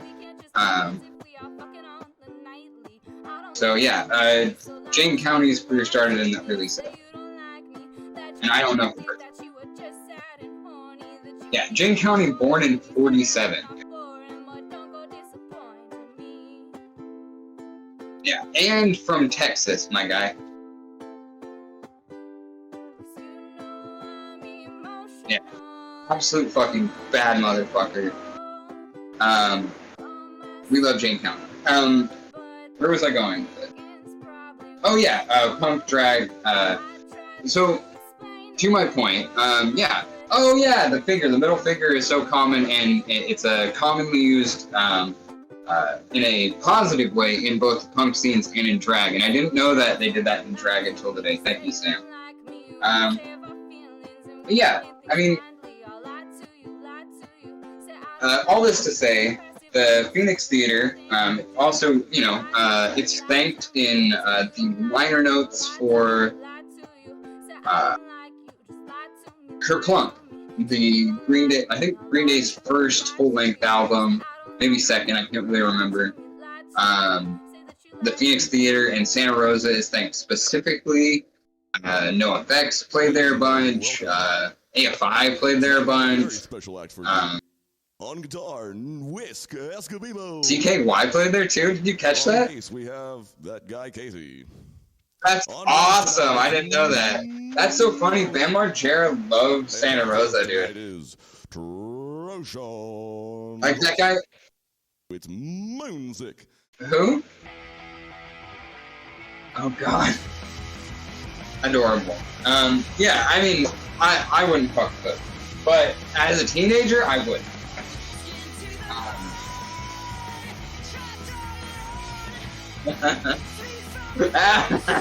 Yeah, I love it. Love it. Yeah, the Phoenix Theater is legendary. Tom Gaffey is a prince of a human being. One of the good hippies. Because Tom was a hippie. But he was, you know, in this hippie kind of a punk, though. Kind of hippie. Tom's a cool dude. Yeah, he wouldn't remember me because he knows 1,000 children in the punk scene. And I was not, none of my shows did super well with Phoenix. But the Phoenix is like a legendary venue. It's been around since, I mean, it's literally like, was a theater in like, I don't know if it was like the Old West, but like, I think the 1800s or some shit.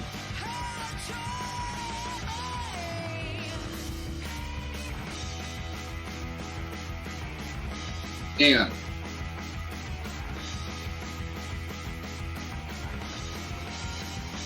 1905 first opened, but construction started in 1870. Yeah, wild. Okay, that's fascinating. I didn't know that. So anyway, the Phoenix has been there forever. Old Petaluma, like downtown Petaluma, is all so old and like I'm not conspiracy brain anymore, but it literally built by Masons. They're, you know, they got symbols all over downtown Petaluma.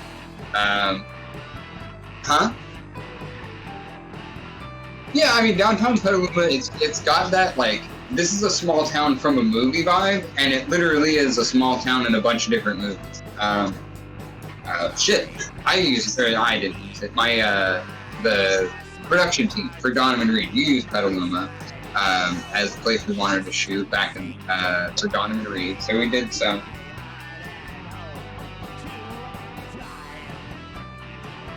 Sure, yeah,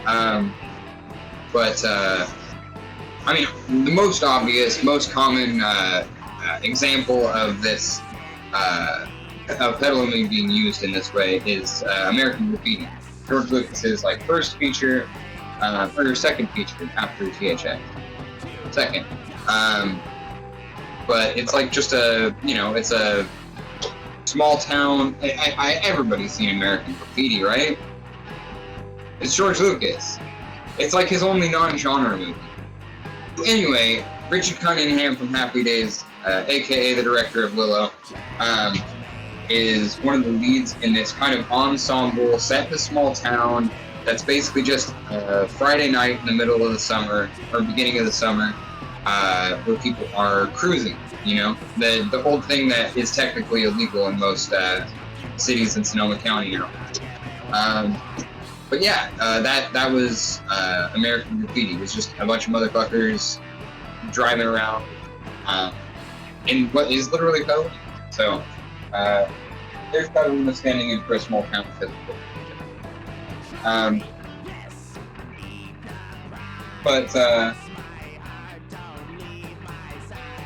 Yeah, so Sam was saying the architecture.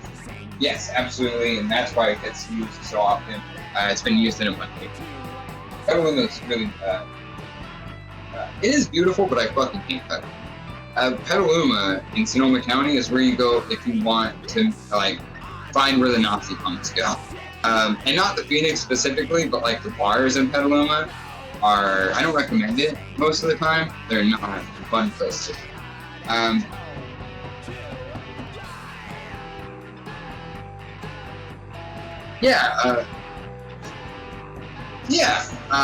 It's a weird town. I never liked Petaluma. It gave me bad vibes. But the Phoenix is a legendary venue. I absolutely adored it. Tom is a wonderful dude. He runs the Phoenix to this day. Although mostly it is youth volunteer run and operated. The kids a lot of the time make the choices on how things are going to go. They run sound. Like, it's a really valuable resource for youth in Sonoma County. Like a lot of venues ought to be. But we were talking about venues that were open at the time while the shop was in operation. So when I first moved to Sonoma County, I knew the Phoenix Theater. I was in Roanoke Park a lot, another really terrible place. Don't go there if you can avoid it. It's literally just a college town, and it's the worst one in California. Yeah. Huh?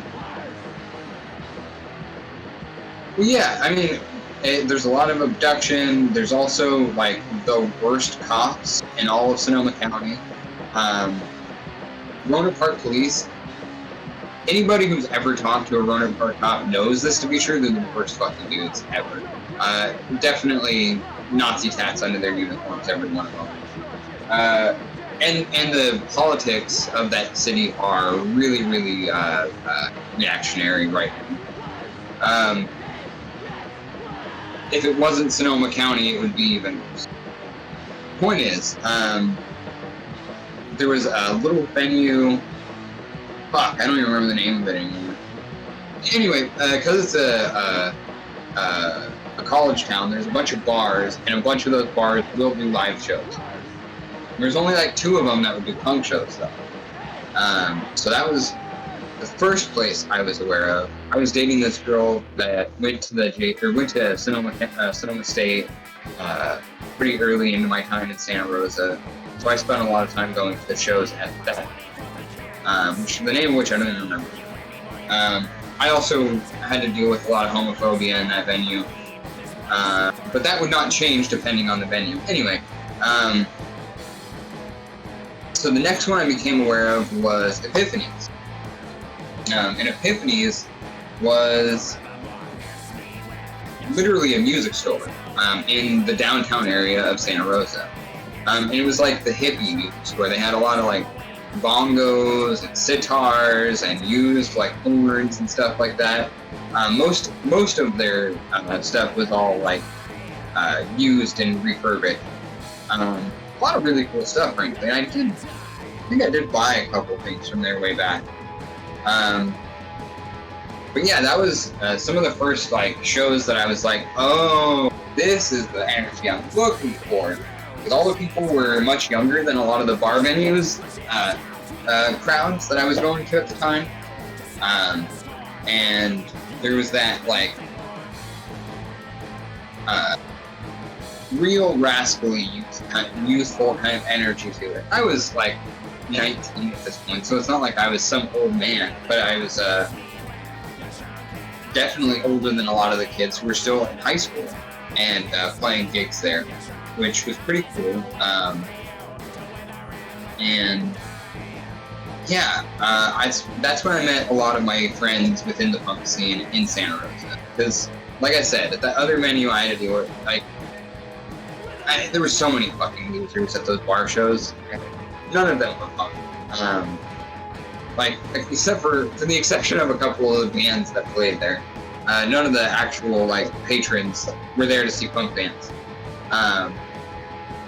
So I dealt with a lot of, weird people saying homophobic ass things to me about, wearing makeup and shit at that venue. And I dealt with similar shit at Epiphanies. Actually, the first time... Wait.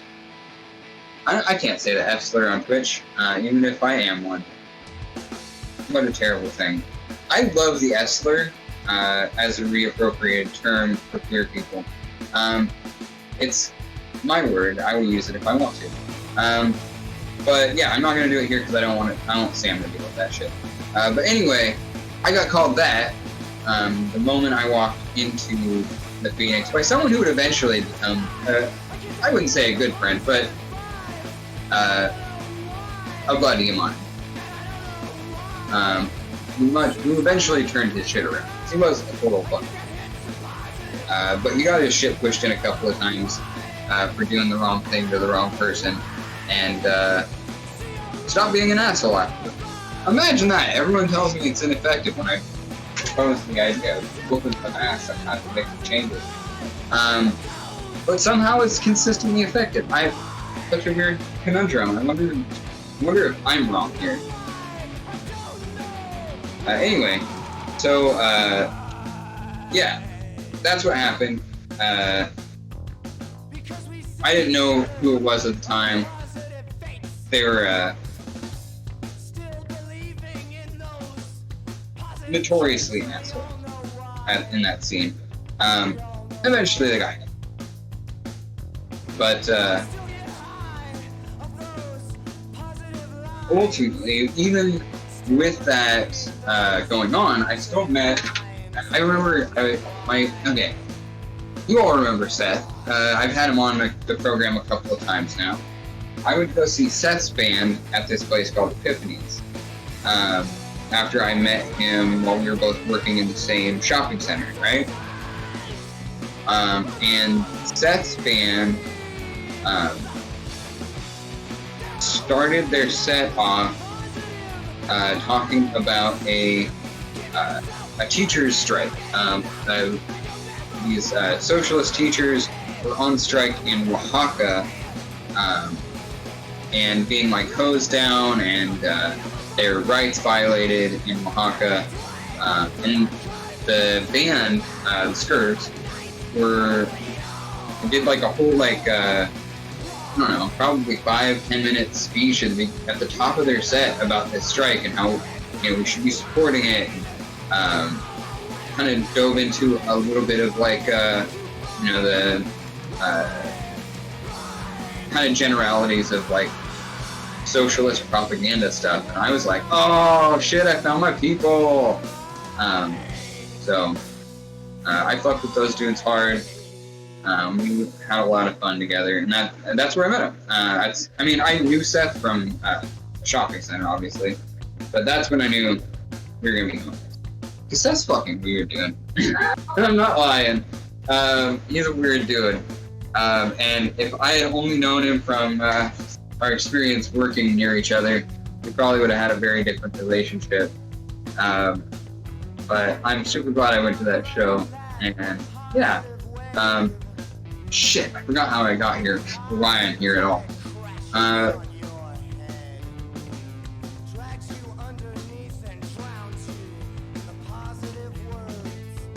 We were talking about venues in Sonoma County. So yeah, Epiphanies was one of the premier punk venues that I went to, especially after that show.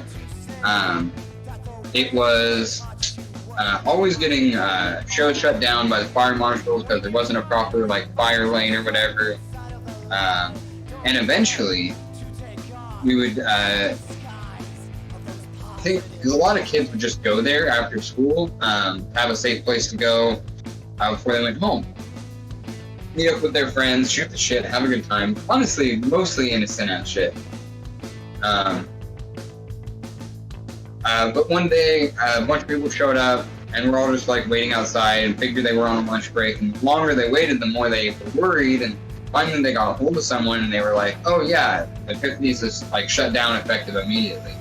And we started some shit, dude. Like, we went through. We did a benefit show outside of that venue, like bringing generators into the downtown area so that we could like have our protest show. We did a march through downtown. Like we got wild on that shit.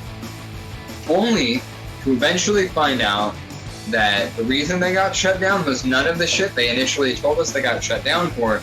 They got shut down because they were stealing power from nearby businesses. Like, had wired in their roof, like, leeching power off of the buildings, like, next door on either side of them, so that they wouldn't have to pay the power bill. Which, honestly, I love. Dave, I supported him even more after that, but... Yeah, dude. Yeah, it was funny because we only found out after the benefit where we gave them a bunch of money because they told them they didn't have money to pay whatever bills or whatever. So we gave them, like, my buddy Casey, who was in Moonsick and who was in Me and the Missus with me and Keisha, I'm pretty sure was the one who handed them the money directly. I remember him saying somewhere, it was like something around like between 200 and 2,000. But it wasn't like nothing, especially to us when we were all like broke and teenaged, you know, and stood outside playing a show in the hot sun in Sonoma County summer, downtown, where there's like no trees or wildlife or anything to keep you cool. And you can't spit on the sidewalk or they'll ticket you.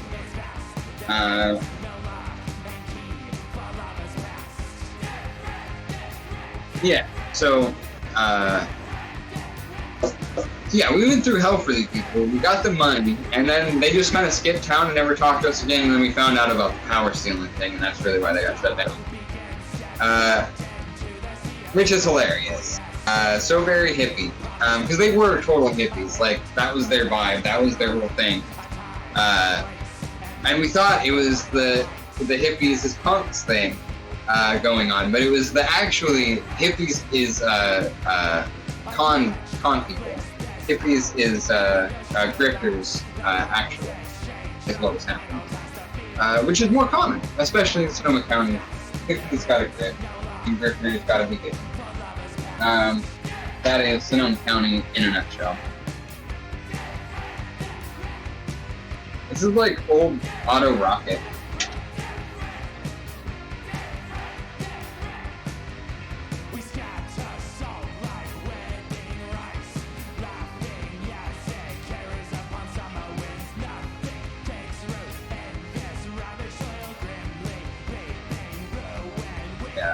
That's the vibe. I was saying earlier number 4 or number 1 from Kids Next Door, but it's definitely more Auto Rocket with how wide this fucking dome is. Not quite Hey Arn.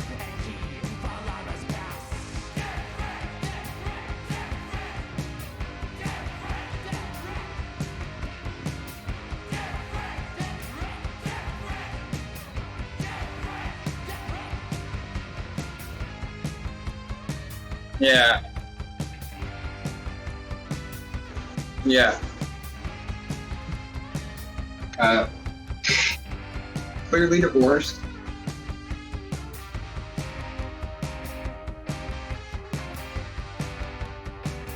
No, absolutely not. That would be irresponsible.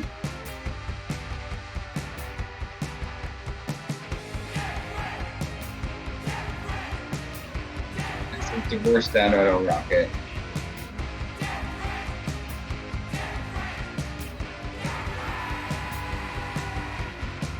Although, if it was true divorced dad energy, it would have you'd be wearing the single piece sunglasses that go across, like, you know, like unironic Pit Viper kind of shit.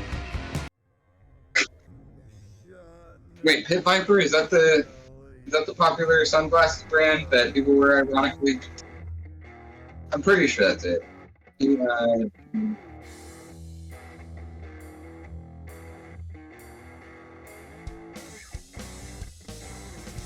I am almost getting a pair of Pit Vipers, is the thing.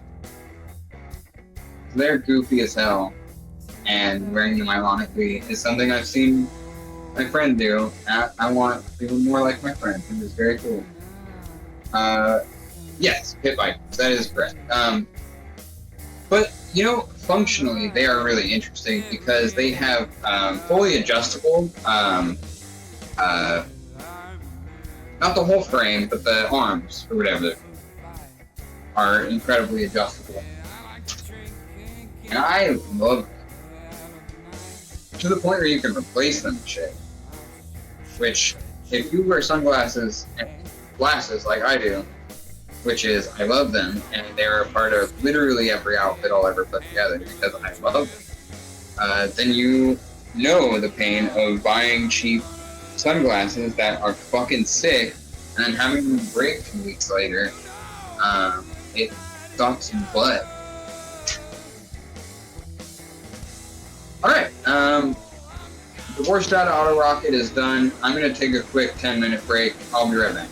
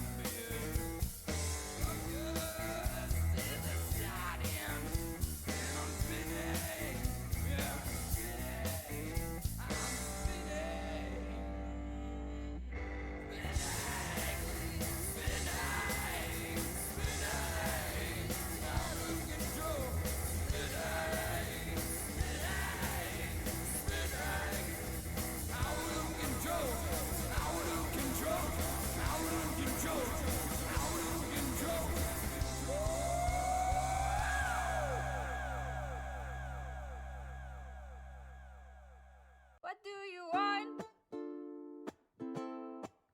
What do you need? Why did you come? Who do you see? It isn't me. It isn't me. I walk a road whose valley deep, or so I'm told. Shit ain't for free. It's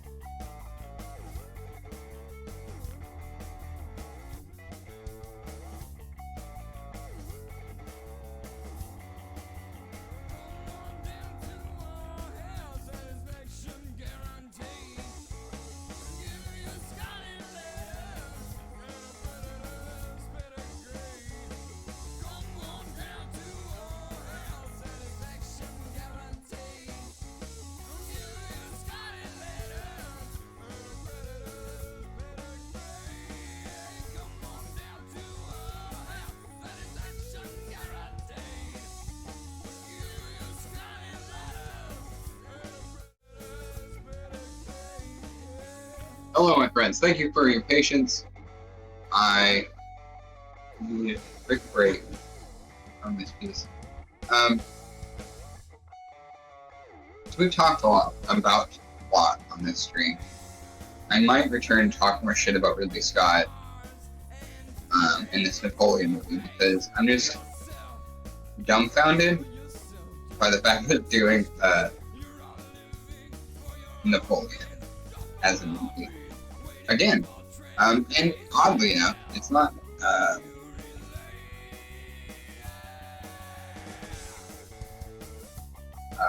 a French production. It's Weston.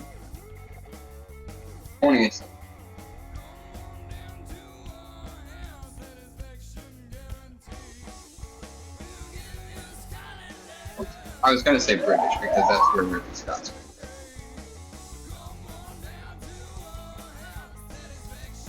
Why did? Oh, always something.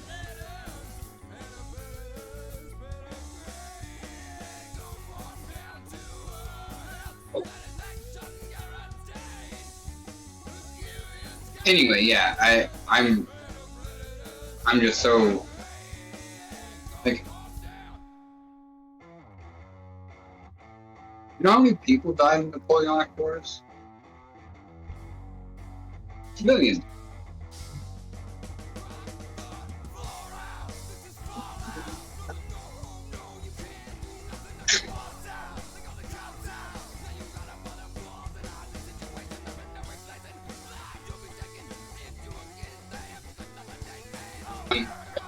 Yeah, well, that's an absolute fabrication. You know, Napoleon was not an anti-monarchist by any stretch of the imagination. His feelings about the French Revolution and all that stuff. Ultimately, the man became Emperor of France, and really no different than any kind of monarchy. Not to mention, like, his upbringing was ultimately priming him for exactly that. And not in the way that I wanted to say Marquis, but his dad wasn't Marquis. I can't remember. And ultimately, this is a quote from Ridley Scott. Napoleon is a man I've always been fascinated by. He came out of nowhere to rule everything. But all the while, he was waging a romantic war with his adulterous wife, Josephine. He conquered the world to try and win her love, and when he couldn't, he conquered it to destroy her, and destroyed himself in the process. That's his elevator pitch, basically.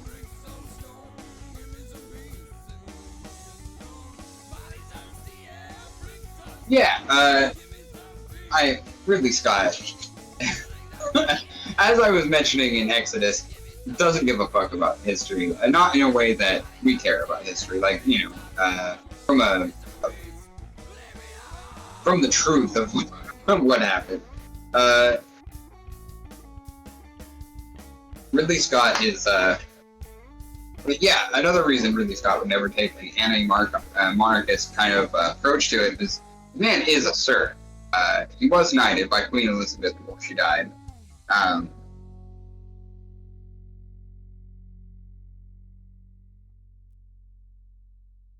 And ultimately, like, we go back to my previous statement, where genuinely I don't fucking care about concepts like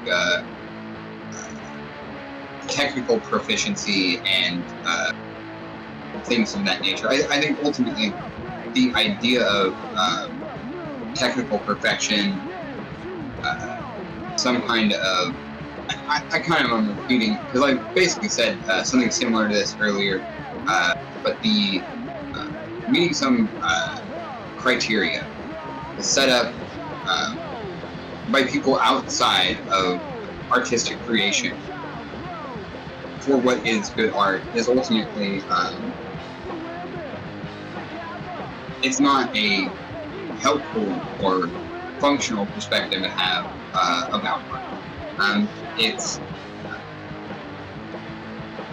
art is not a I don't believe art should be a meritocracy. I believe that everyone should make art, and in an ideal world, some kind of utopian kind of place, we would be making art for our communities that is communally supported, and is, I mean, ideally, you would need funding in the first place because every person has the right to a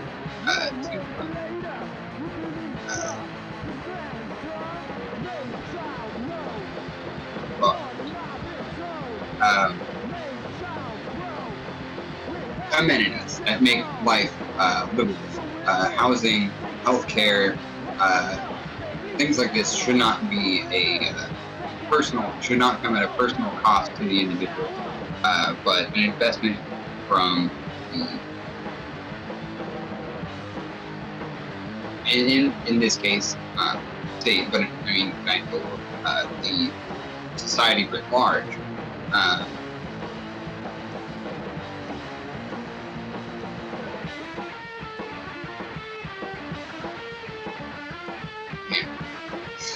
I'm too high right now.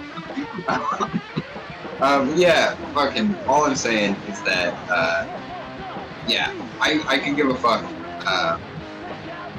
about how talented, a director Ridley Scott is when, the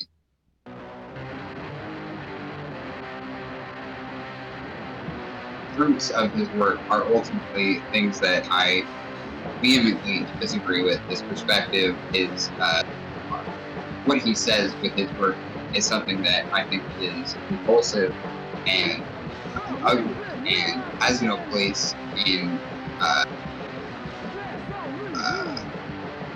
my life. I don't give a shit. You know, I think Alien's good. I like Alien, but if you know the story about Alien, listen to me. A lot of the groundwork for Alien was made long before Ridley Scott got to it. If you haven't seen Jodorowsky's Dune, I really recommend it. It talks a lot about this specific subject in that many of the people who work on Jodorowsky's Dune that never actually happened. Many of those people took a lot of the conceptualizing and pre-production work that they did on that movie and put it into new projects. Alien being one of them. Dan O'Bannon, the writer of the screenplay, being one of the collaborators from Jodorowsky's Dune.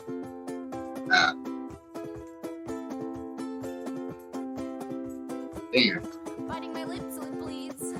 That's actually cool as hell. I didn't know Walter Hill was one of the producers on Alien. If you don't know Walter Hill, you should look up every one of his movies and watch them, because they're some of the most fun you can have in movies. Streets of Fire is one of Rick Moranis' best movies. It's one of Willem Dafoe's best movies. It's one of the only musicals that has music I can't stand that I still really adore. It is fun, it is silly, it is endlessly fascinating. How this movie even happened. Walter Hill is a weirdo, dude. I love that guy. Anyway, you know, no one can. All I'm saying is no one can really disagree. Alien is a lot of fucking fun. It's a solid movie. But this is also,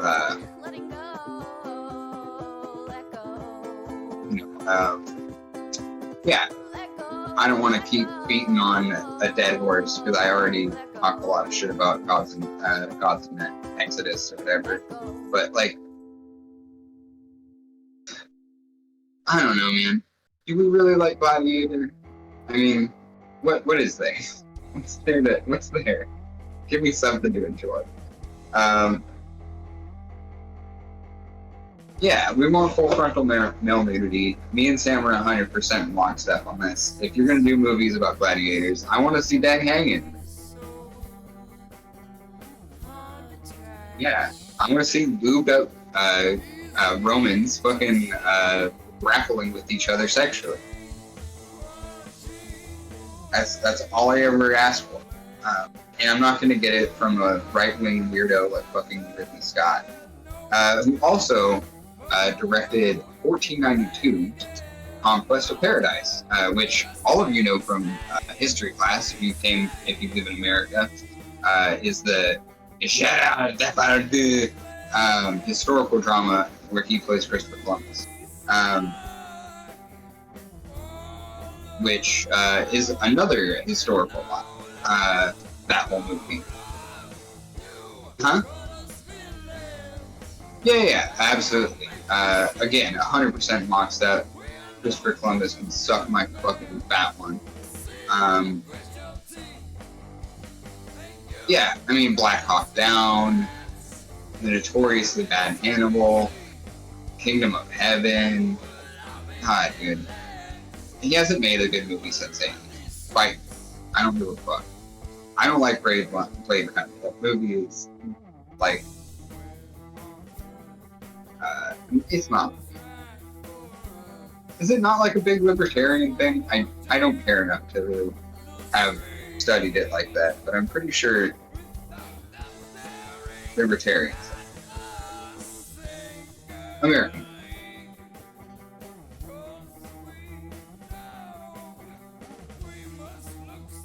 We all know American libertarians, much like American independents, are just people who are too cowardly to admit they're conservative.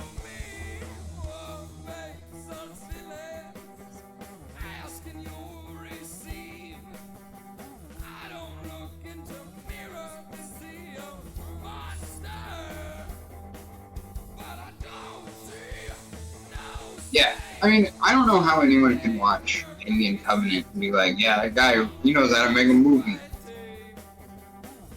Alien Covenant is what happens if you took all the talented people who worked on the original Alien and let Ridley Scott have full creative control over the project, and that's why it's bad. Anyway, fuck Ridley Scott, fuck Napoleon Bonaparte, fuck this shit. You remember when, like, there was a period, granted, this was not true of most movies, but there was a period where a lot of media, especially, like, media targeted towards younger people, had, like, some of the most radical messaging, like, on the fucking planet. Why can't we get more of that? Can we get more of that, please? I mean, ultimately, I think a lot of, like, Steven Universe is a great example of, like, something that is, especially for when it was being produced, fairly radical, put out. A lot of the concepts within Steven Universe are very much about, like, community support and care, defense. A lot of it is about, like, how to process emotions in healthy ways that even when I was watching it, like, in my late 20s, I was like, oh, damn, I haven't heard people talk like this before. I need this in my life. And Steven Universe is pretty fucking rad, dude.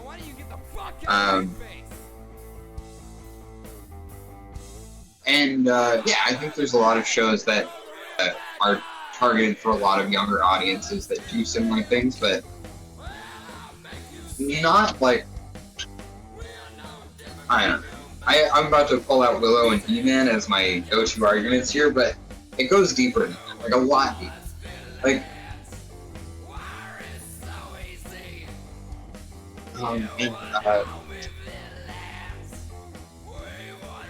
I'm just gonna name off stuff from like Harry and Henderson. I mean, there's some not perfect messaging in there, but it was 1989 or whatever it was. What do you expect? But it is still a pretty interesting, like, take on not just like the Bigfoot kind of story, but why a mythologized, like, sentient creature would not want to be bound by society. You know, about the like think about Fernwood. You know, that's another really great example of like these fairly radical messages from children's media. I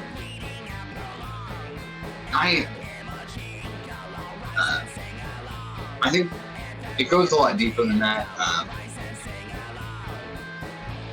I'm just saying that the industry has gotten,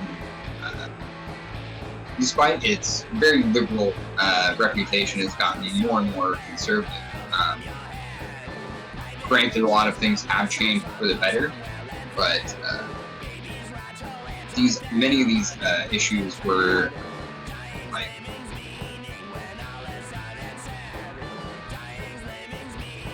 a long time delayed from being put into action, like representation issues for women, for people of color. You know, these kinds of things weren't really they weren't being talked about. Just action was never going to be taken until there was much more of a push from their audience to correct these long-time issues.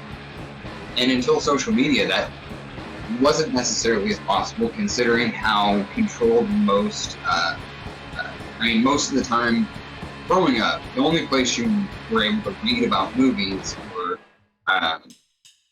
like learn about productions and things like that, read criticism, was in like newspapers or other magazines that were dedicated to movies specifically. And a lot of the time, and in fact all of the time, those came with a buy-in. You had to pay for a subscription or whatever to get your information. With the proliferation of like internet sites where you can go for this kind of information so easily, like within the last couple of decades of my life, it definitely has changed a lot of those kind of conversations and how vocal people are able to get about it, because they're no longer having to depend on being a published writer for a major publication to get that kind of statement across. You can go on fucking Twitter or Facebook and talk to these production companies and these filmmakers directly and be like, hey, the fuck is your problem? And most of them are going to sit there and hide from it, but after a certain amount of time, after a certain level of response, there has to be some kind of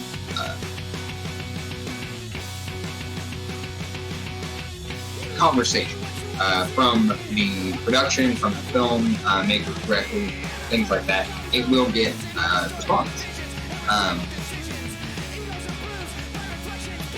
So ultimately, it just gives everybody better ability to have those conversations and put these things like better representation for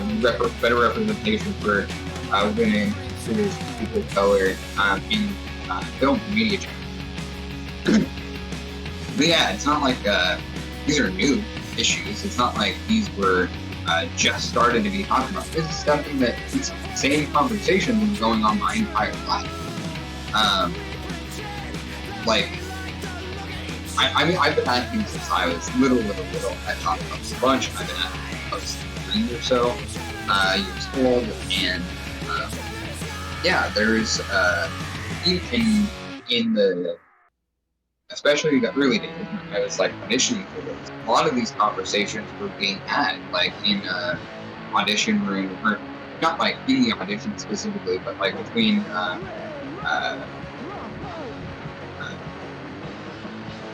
the people I would meet. I remember having a conversation with my mom on the way home from an audition one time about like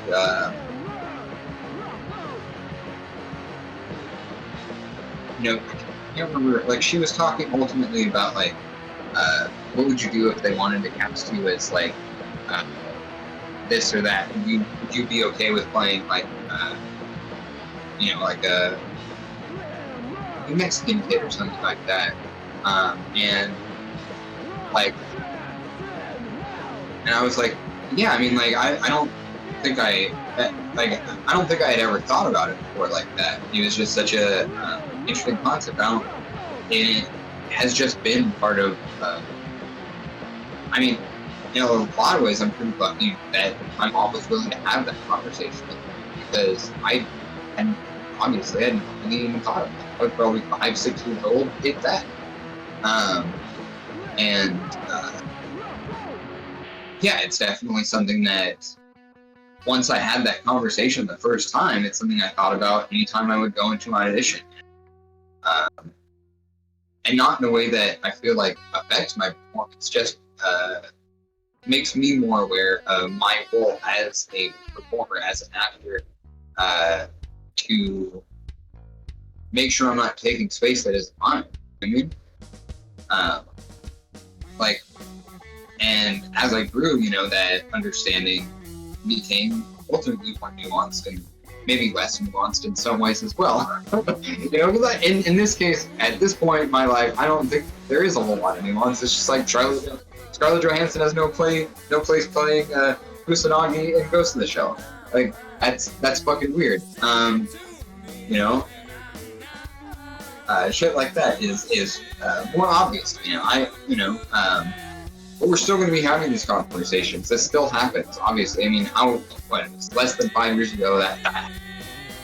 There's still a whole lot of straight actors that play gay men in movies. And in some cases, even me, I'm like, well, I mean, I don't know. Our flag means death or equals death. It's a good show. I mean, am I mad about the fact that these straight dudes are playing gay dudes? Yeah, but they're also really good.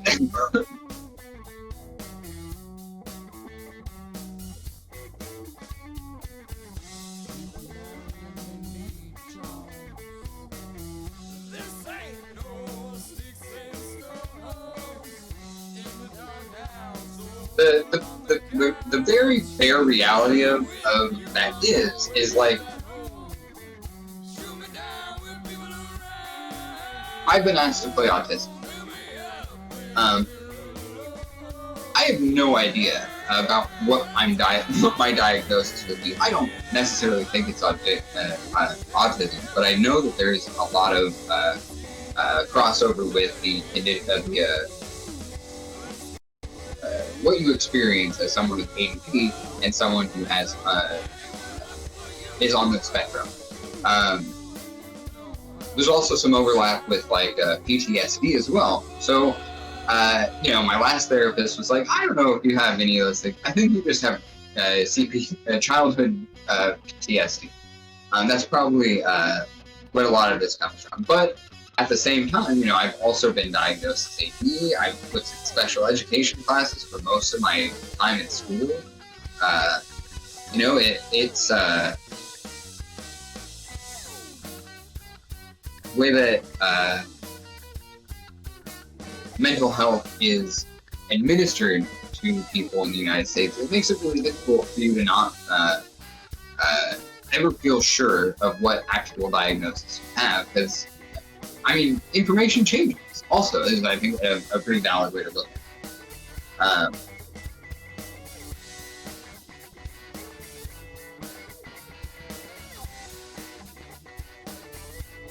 And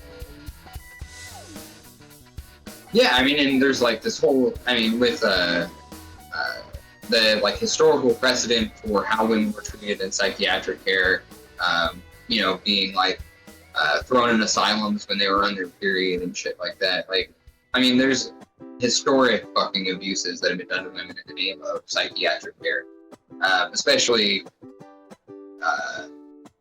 in decades past. But still to this day, there's unfair, unequal kind of bias, ultimately, that exists within the field. So yeah, it's definitely like something that, yeah, that's a valid point. But the general ability to access mental health care is its own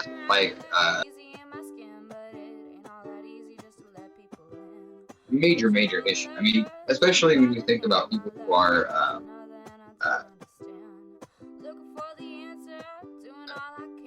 dealing with like serious mental health, maybe in crises and things like that. A lot of the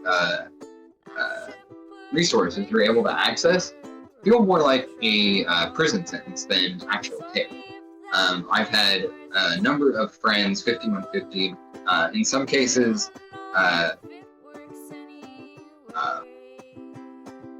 in ways that did not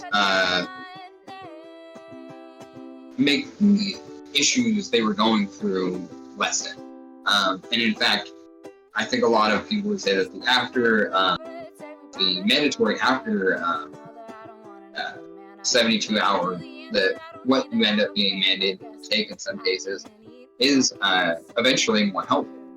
But in a lot of cases, like, it can be incredibly its own traumatic experience to be going through a crisis and then being locked up for 72 hours, with, cops. And this, especially when you start taking race and class into that equation, just compounds larger and larger issues. Like, I knew someone who had to be taken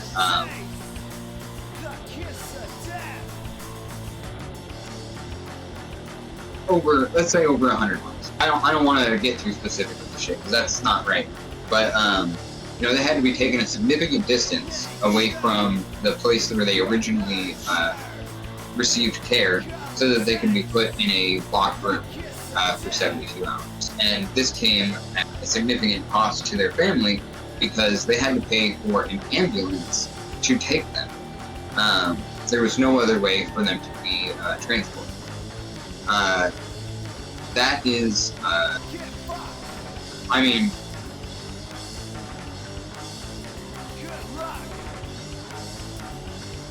heartbreaking.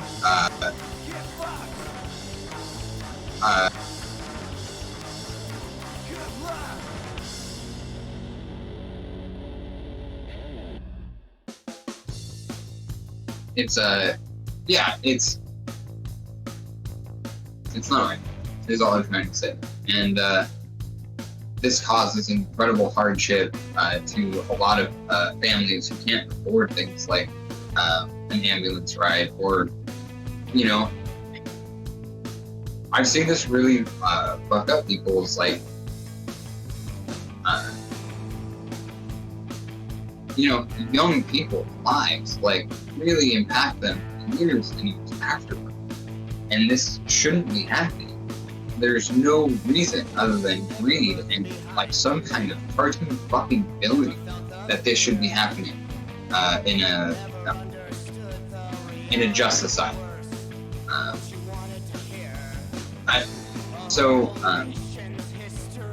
That's all I'm.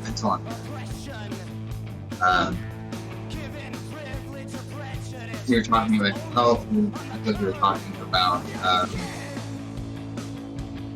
acting.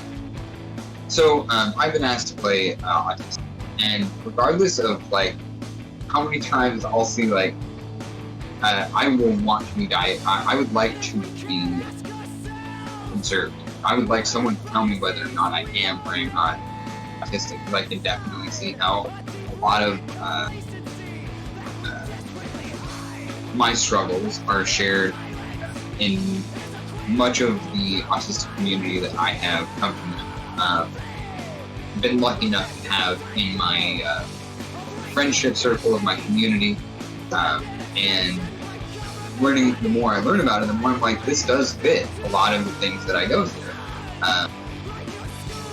And I would like to figure out whether or not that's something that I do.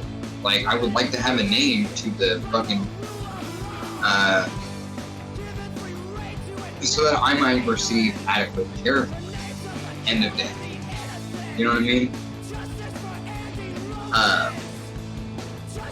But at the same time, when I was asked, like, with that, is that something you're comfortable with? I was, no, absolutely not. I might feel a certain relation and to what a lot of I've heard people have gone through with autism. I might be able to see myself in a lot of those same issues they have. But I don't have a diagnosis, and I don't have, I don't, with a certainty, feel that that is what I am doing. And so I have not lived that experience. And if I have not lived that experience, there is no way that even in a year, I would feel like it would be responsible of me to play a character that is autistic, because that's not something that I can do. I can learn the decades of life that they have lived in that reality is not something that I can study in any way that isn't fundamentally and ultimately a stereotype. And that's how I feel. I don't feel like actors can. I think actors can. They're very empathetic. Most actors I've ever met are very empathetic people, and are sensitive and studious and understand like the seriousness which with they should take the craft. It is an important artistic tool. It is an incredibly important medium of art, of performance, that I think in some cases is even underestimated for what it represents, and the difficulty with which the difficulty that it poses a person. I just don't think that your lived experience is if you are an actor who is asked to play trans and you are not trans, I don't think you can learn in any short period of time that would be adequate for a schedule of film production, even if you have like a year or so to learn. I don't think it's adequate, because no matter how method you want to give with it, you're not living. You're not living in that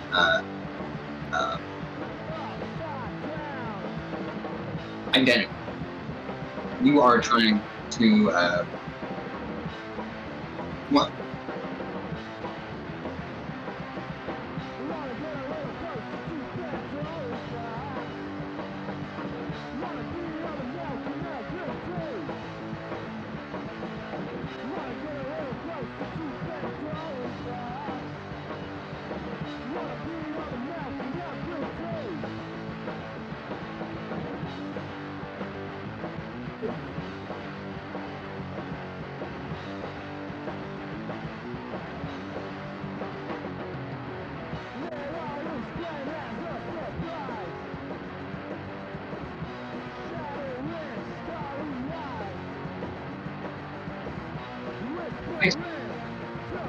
No, yeah.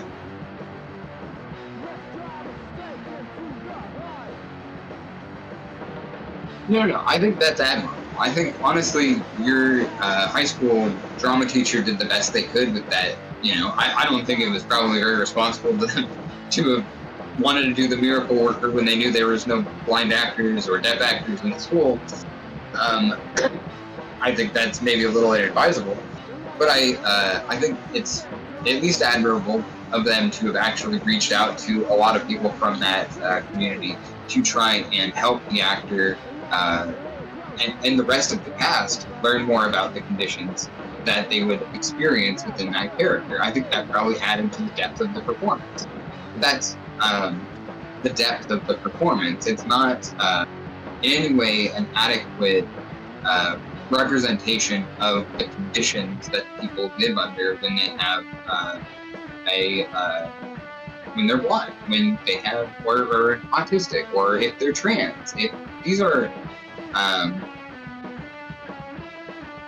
incredibly delicate subjects, that if you're, you know, as empathetic and as understanding as most artists would like to believe that they are, I think that comes with a certain responsibility of when you should know to say no. Even if everybody around you, the people in charge and whoever else are telling you that it's going to be fine, it's okay, you have to push back against it. You have. One of the reasons I really latched on to punk music was there's an ethic that I sense within the ideology, or within the music, within the community. There was a certain ideology, an ethos that was unavoidable within it. One that disavows any amount of corporate control. One that lauds the independent, the do-it-yourselfers. There's a belief system. And I feel like that's something that I latched onto so strongly because most art within the United States isn't art. It is entertainment. And considerations like ethics and morals and things of that nature aren't used as a are used only in storytelling. Storytelling alone is any of that ever going to come? Until very recently, was any of this ever talked about within the world of media? So, it's not the. So the way I look at ethics of art, the morality of acting, how to do it in a way that is, in my estimation, ethical, doesn't necessarily come from a lot of sources, because it's something that ultimately I kind of take from punk itself. In a similar way, like I was saying, about Ridley Scott, technical acuity is irrelevant to me. I care about the way that it's made. I care what it's saying. I care about the conditions that the workers were under while making it. I care about, especially in a big collaborative project like a feature film, those are the things that I care. I care about where the money comes from. I care about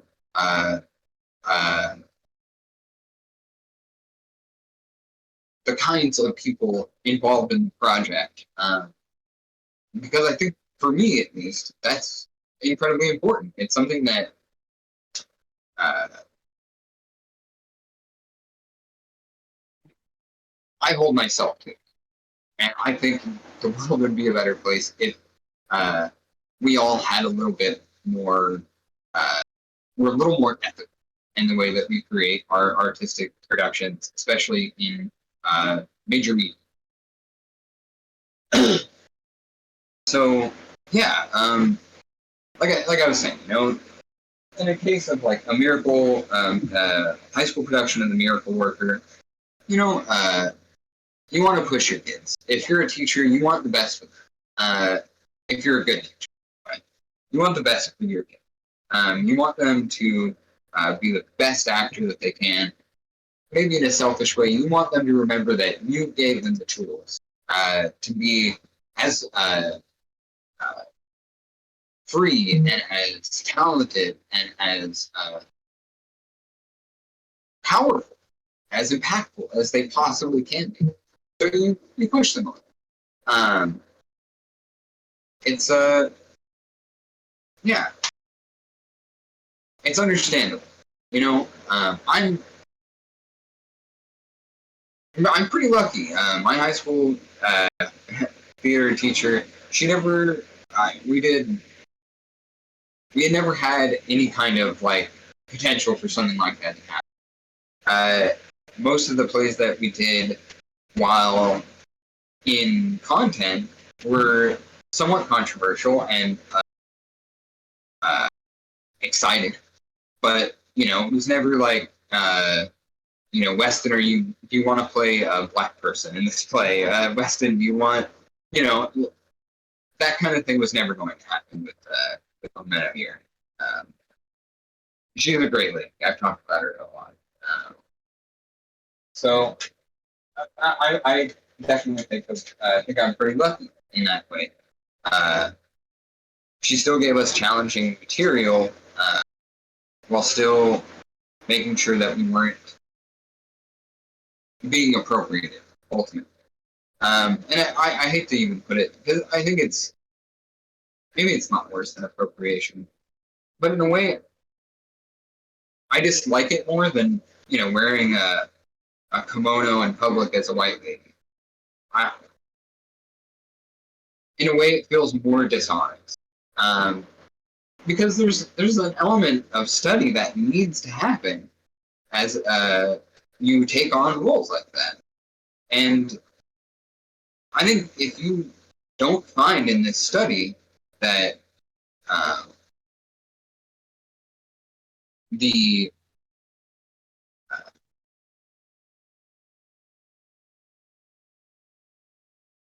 if you don't find in your study about how to play someone outside of your identity, concepts and controversy surrounding people playing outside of their own identity, you're not doing very good research as an actor, and you're doing dishonest work as an actor. That's part of taking on this character, and once you find that out, it doesn't seem like you should probably take it on. Like, you need to have a conversation with production and be like, hey, I just read about this whole thing about appropriation and minstrelsy and things like that. And, it made me think, why am I doing this? Isn't this wrong? That's good research. But like I'm saying, in high school, I think a lot of things like that get kind of a pass because the kids are children. So how are you going to blame them for dumb shit like, that they're not responsible for in most cases? I mean, there's, plenty of schools that do like student run productions and whatever. We did. Oh shit. No, I did actually. Okay. Freshman year, I did play an Irish guy. I just remembered. But I couldn't do the accent, so I just kind of was like, I refuse.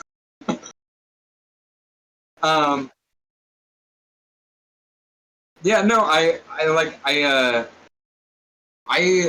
we didn't have like anyone doing like vocal coach work for me. They just kind of expected me to do it on my own time, which, it's kind of typical, especially for a high school. But like, I didn't have a frame of reference. The closest I could get was I could borrow my friend's copy of Train Spotting, which is Scottish, not Irish at all. So yeah, I didn't have a lot of ability to like figure out, like to go for examples for how Irish people talk.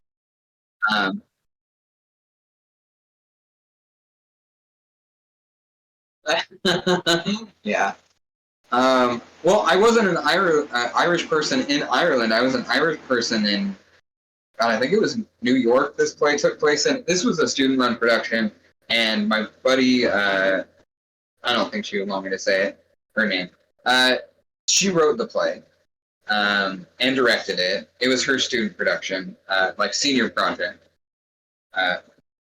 Theater, we were the only ones who did the senior projects in our whole school. Anyway, yeah, so I did play an Irish guy, but I didn't do an accent. Well,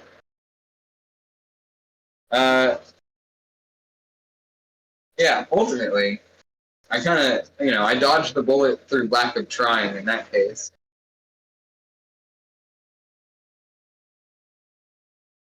No, but honestly, I don't think it's nearly the same thing. I don't think it's right to compare, like, me playing an Irish person to, like, Jeffrey Tambor playing a trans. I think there's a world of difference between those two things. And, like, God, in some cases, it's like after people in the community are like, hey, could you not do that? People just, so many actors just double down and are like, fuck you. I don't fucking care if you don't like it. I'm an actor. And it's the most arrogant, stupid fucking shit you could ever do. The most art school fucking loser shit.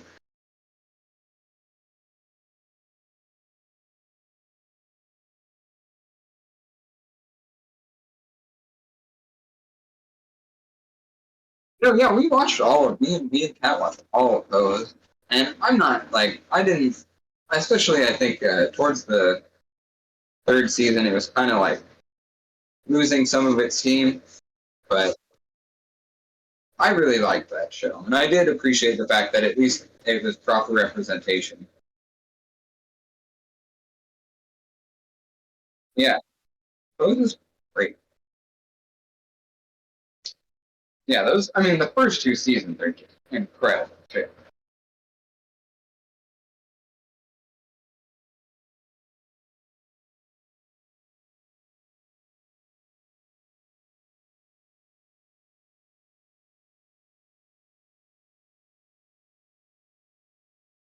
Hey, Ryan, birthday again. What else have we done?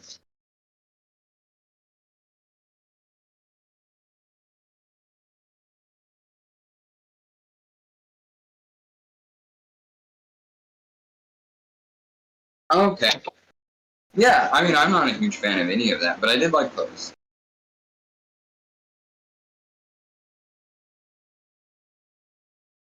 Um, and yeah, actually, I know. Uh, yeah, you remember? Oh God, they don't go by that name anymore. You know, somebody we went to college with was in American Horror Story, right?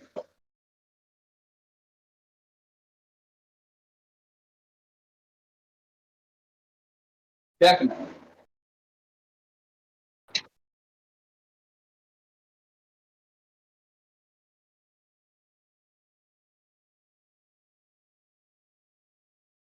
No, yeah, they were a creature actor as well.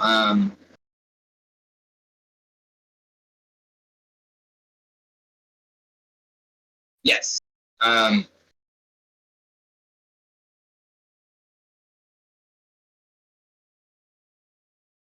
yeah.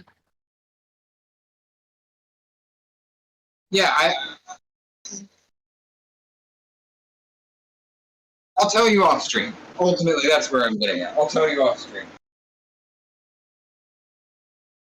Uh, yeah, and I don't know if they want me talking about it on stream.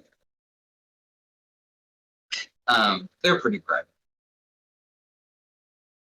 But either way, American Horror Story. Yeah, you know, ultimately, I didn't like much of it. I can appreciate uh,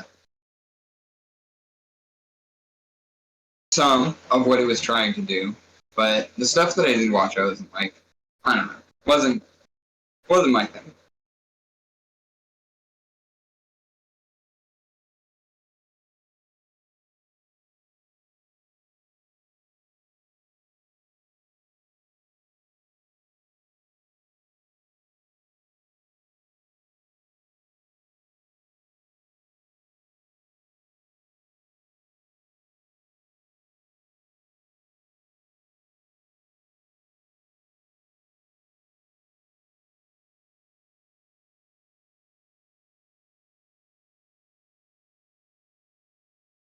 But after all the DUIs, how else is he going to get anywhere, Sam?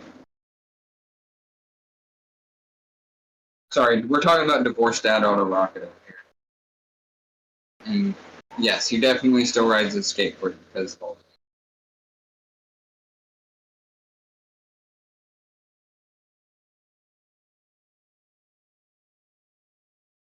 talking about a divorced dad. Okay.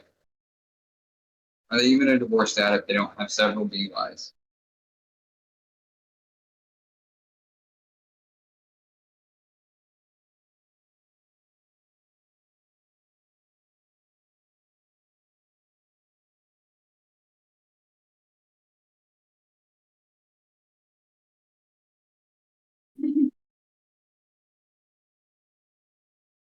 Well, I know my dad, my divorced dad, he didn't have, that I'm aware of, he didn't have any DUIs. But he should have. There was this one time, he's dead, so he's not going to get in any trouble. There was this one time, I had like just started driving, and I was living with him in Santa Rosa. I had only been there for a little while, maybe less than a year. And he was like, "Hey, I need you to drive me to the store." And I was like, "Okay, let's go." I get in the car. Um, I'm driving down our street, going to the store. I hear this kind of like weird tinkling. I look over, and my dad's drinking a fucking cocktail in the passenger seat of my car. And I'm like, "Bro, what the fuck are you doing?" He's like, "It's fine." I'm like, "Dad, if I was driving with one of my friends and they were drinking alcohol in the car, you would lose your fucking shit. Are you kidding me right now?" He's like, if you get pulled over, I'll just explain it to him." Dad, you're more Arab than I'm looking. You're not getting away with any kind of talking to a cop like that. There's no fucking way you're getting out of this ticket. And it wouldn't be you, it would be me that gets it. Fucked up right now, dude. I was it was one of the only times I was ever able to get fully indignant with this dude.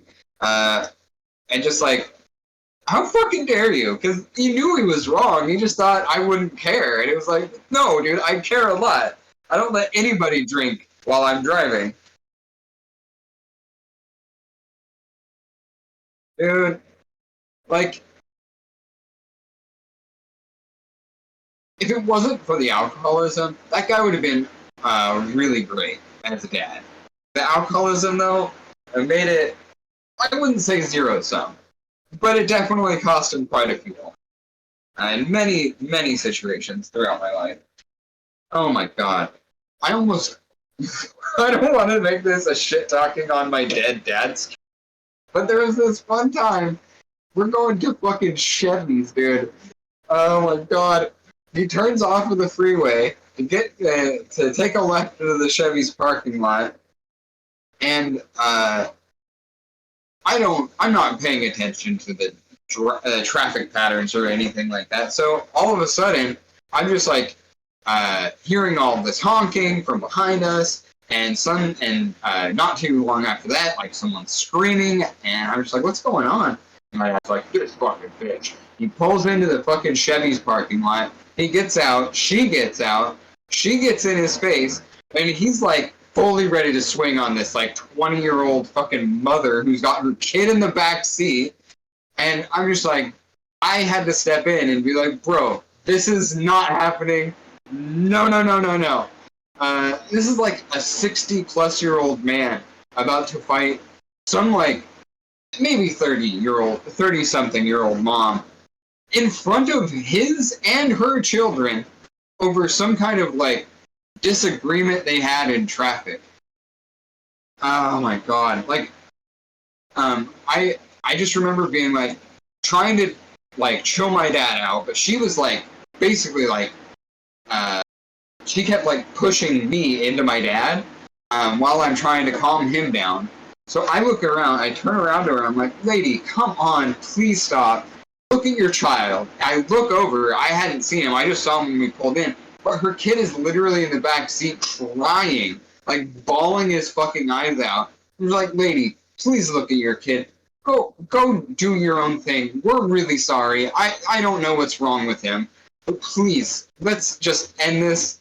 Like, I'm like 15, 16 maybe, and I'm sitting there having to de-escalate my grown-ass, adult-ass, old-ass dad from fighting some mom at a parking lot in a fucking Chevy's. Like, I love my dad. I had so much admiration for that guy. For so many justified, like, genuinely good reasons. Like,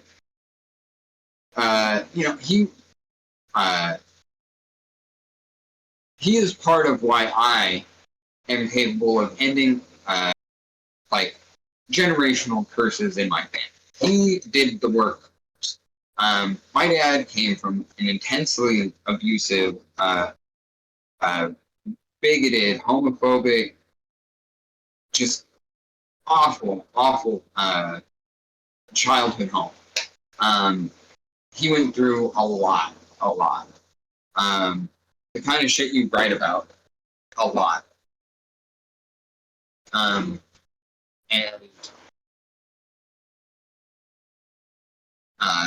he broke that cycle of physical violence in the house. He never, like, spanking, I think, was a much more common thing at that point, and that still happened, but there were a number of times where I could see my dad knowing that he had the instinct, like, I was a handful, and I was physically not afraid of, anything, really. So there was a bunch of times where he would have I'm doing the thing I said I'm not doing. And we have like half an hour left in this stream. Last story about my dad. That's negative anyway. I was a teenager, once again. We were all, me and my siblings were all at his little mobile in Anderson. We just had pizza, and we're sitting there watching a movie. My dad gets up to go refill his glass, his cocktail. He walks into the kitchen, and I just hear, "Motherfucker!" I get up. I go into the kitchen. I'm like, "What's wrong, Dad?" He's like, "Oh, you guys just eat the pizza, and you leave the box on the counter." And I was like, "Oh, dude, yeah, sorry. There's still a couple slices in there. I'll make sure they get wrapped up and put them in the fridge right now." And he just keeps going. He's, "You guys don't. You're disrespectful, and you don't appreciate, da-da-da-da." He's like shouting, loud as he possibly, and this was a loud motherfucker. Big ass fucking voice. Fucking shaking the walls and shit. I'm not literally. He genuinely just had one of the fucking biggest voices I've ever heard.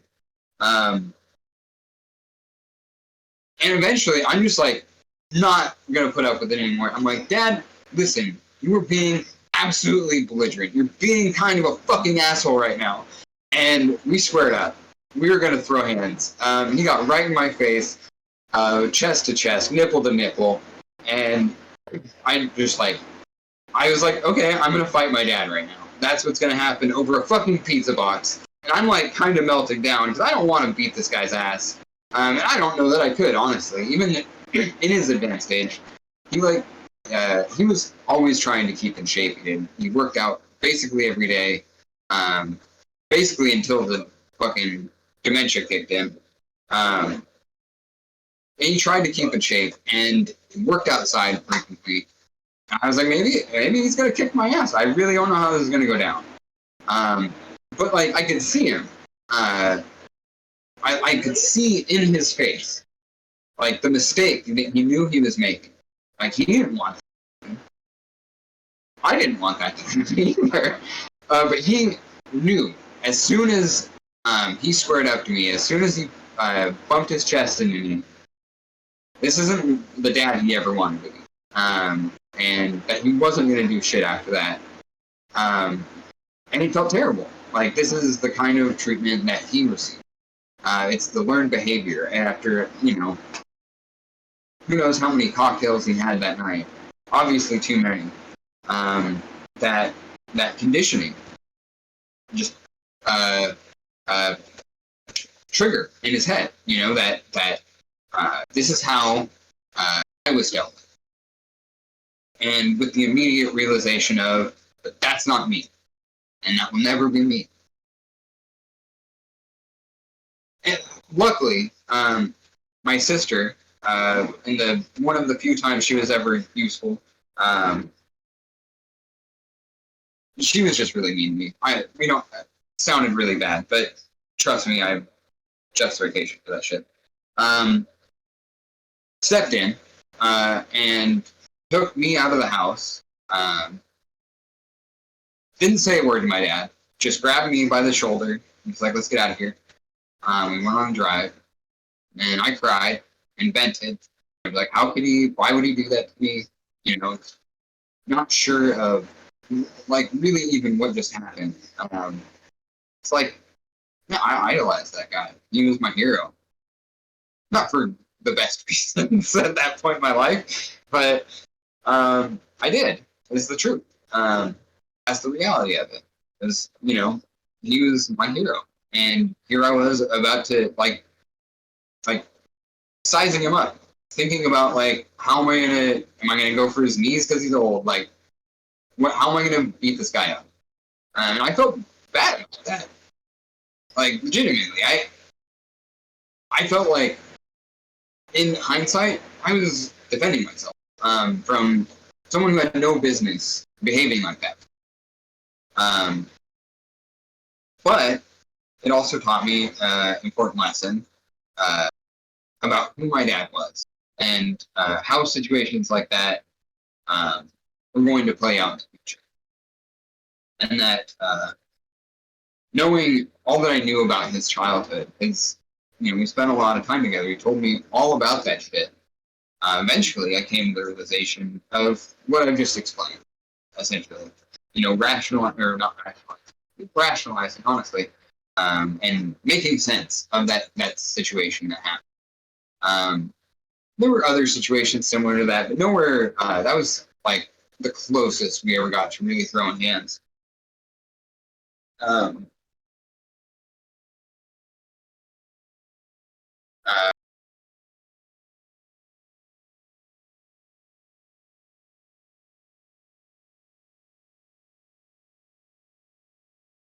Yeah. So those are the stories about my dad's alcohol and why, and also why I can see how hard he tried not to be his dad and how that influenced my behavior. Because as much as I respected my dad, as much as I loved my dad, as much as I worshipped my dad, my dad, definitely gotten over it by this point.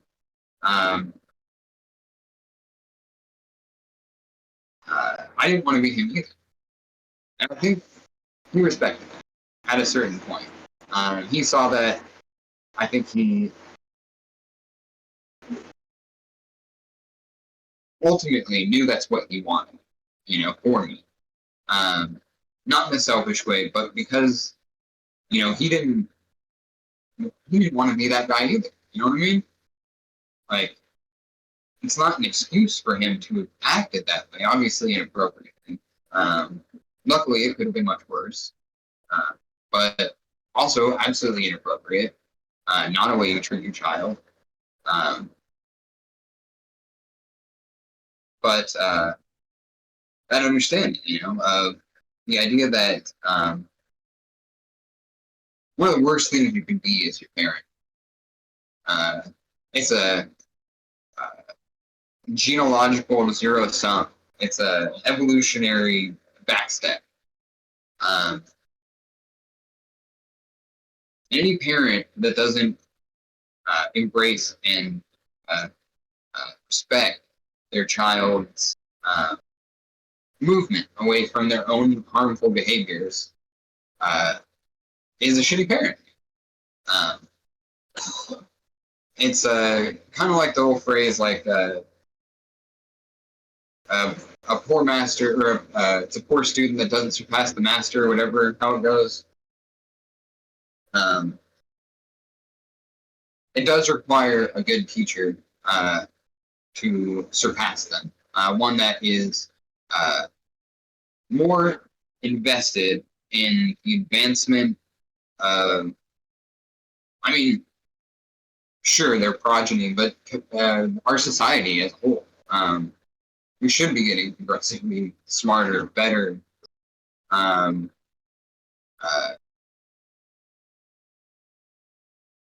more liberated, more equal, generation to generation.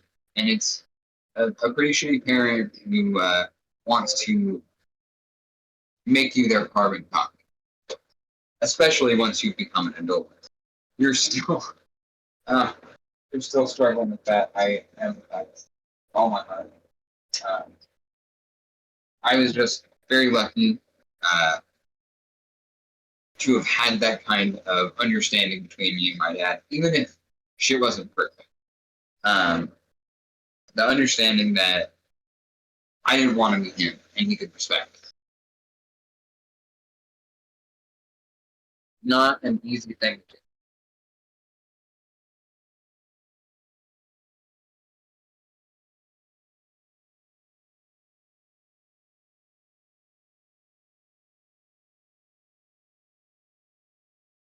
Actually, it's funny, I brought all that up.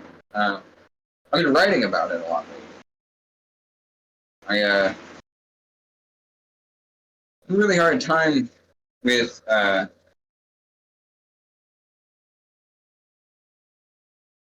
nonfiction. I've never really been able to write. Like, I would be doing video essays if I could, but my brain just doesn't work like that. Once I sit down to write, like, a more clear version of what I do for 3 hours or whatever every Tuesday, all of the thoughts just melt away, and I have no idea what I'm doing anymore. I don't even know what I'm talking about at that point. I don't know what it is. It's just not how my brain works. End of the day, I might, after like maybe a considerable amount of effort, years of time, be able to get there, but it's not my goal. I like fiction, and I realized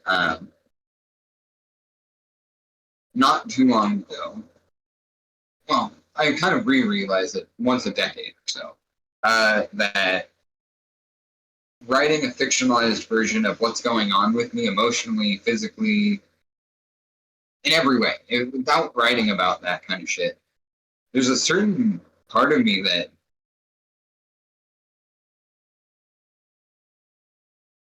well, my point is, I need to do that. I need to write about my own experiences, but I don't want. I can't just. I mean, it's not doxing, but I don't want to give like first names and real locations, all of the 100% accurate information about some of these stories. In some cases, because to protect some people's identities. In some cases,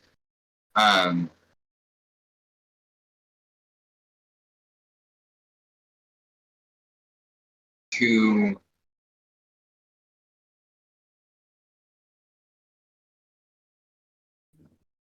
protect myself, I guess, in a way.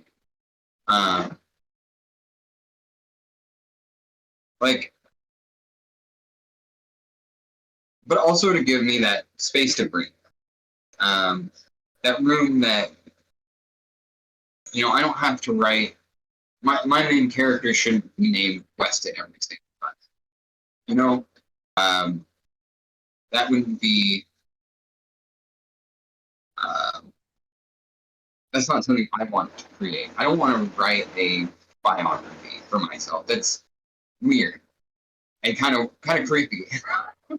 But I need to write about my experiences. I need to write about how I feel and how these things affect me. So I've been writing a lot about my dad and his family, and kind of this. I guess it's a script, a multi-generational kind of drama that's like kind of about like generational trauma and how that affects like people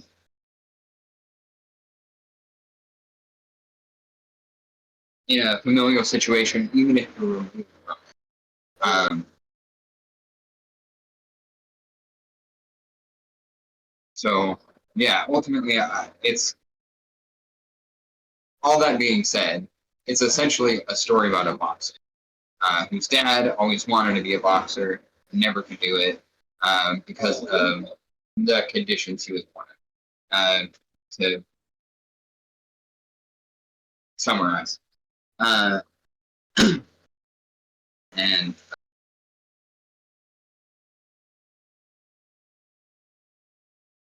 yeah, I don't want to give away too much, but ultimately, if I ever finish it, you'll probably see why I chose to make the story about the boxer.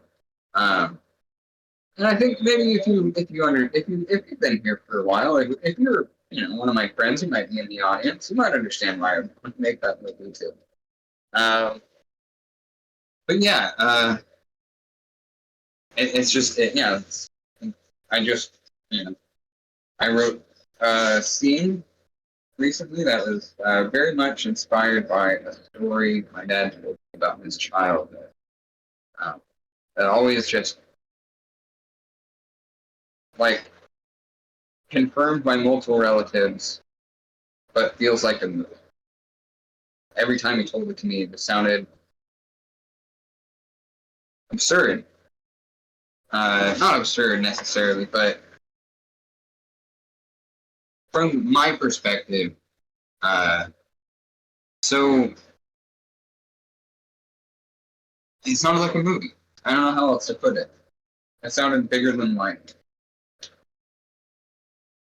I think, a lot of it, he was a pretty good storyteller.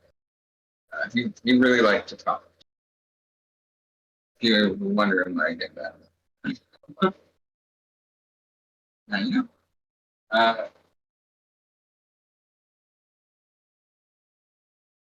Yeah. Honestly, I've said it before, say it again. One hell of a friend. He was who I always went to for notes, and he was better than just about any theater instructor I've ever had, and trying to get me to be genuine and honest with the material I was doing, to be real. It's so crazy to think, is this guy, his favorite movie was Face Off or some shit. No, that can't be it. What was like my dad's favorite? You know what his favorite movie was Robin Williams movie from the 80s, Garp. World According to Garp. What was it? You know what I'm talking about, Sam? Robin Williams.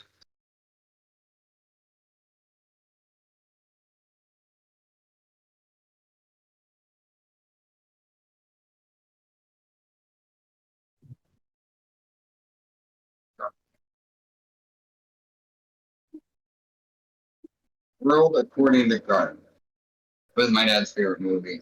I've never seen it. A nurse during World War II, played by Glenn Close, conceives with a dying pilot and bears a boy named T.S. Garp, played by Robin Williams, who she raises alone. When Garp grows up, he has some success writing fiction, but not nearly so much as his mother has with feminist-themed nonfiction.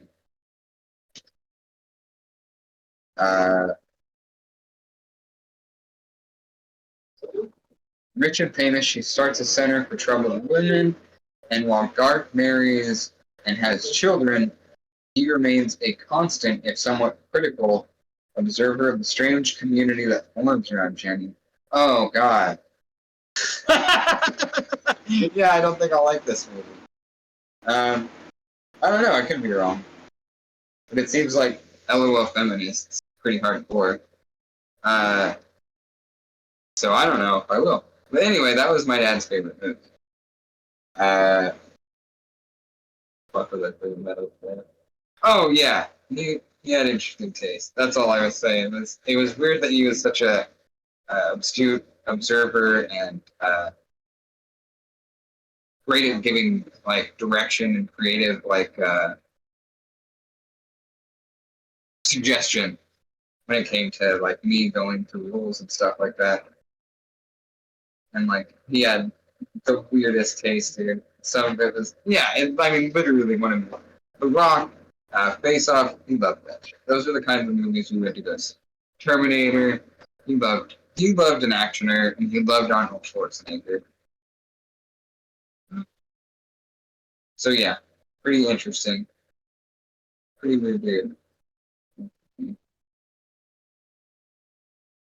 Anyway, I talked a lot about my dead dad a lot. That's pretty depressing. Probably change the subject.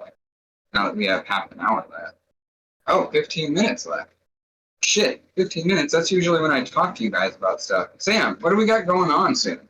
We have an episode of Ironheart's coming out in the next couple weeks.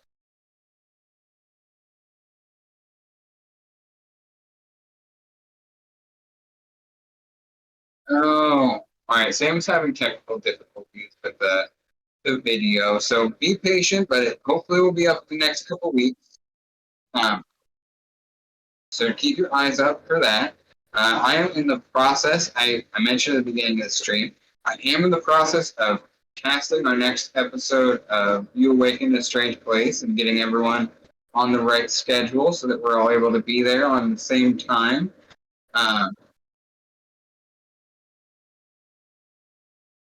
Yeah, I basically have enough for a crew. We just have to work out dates.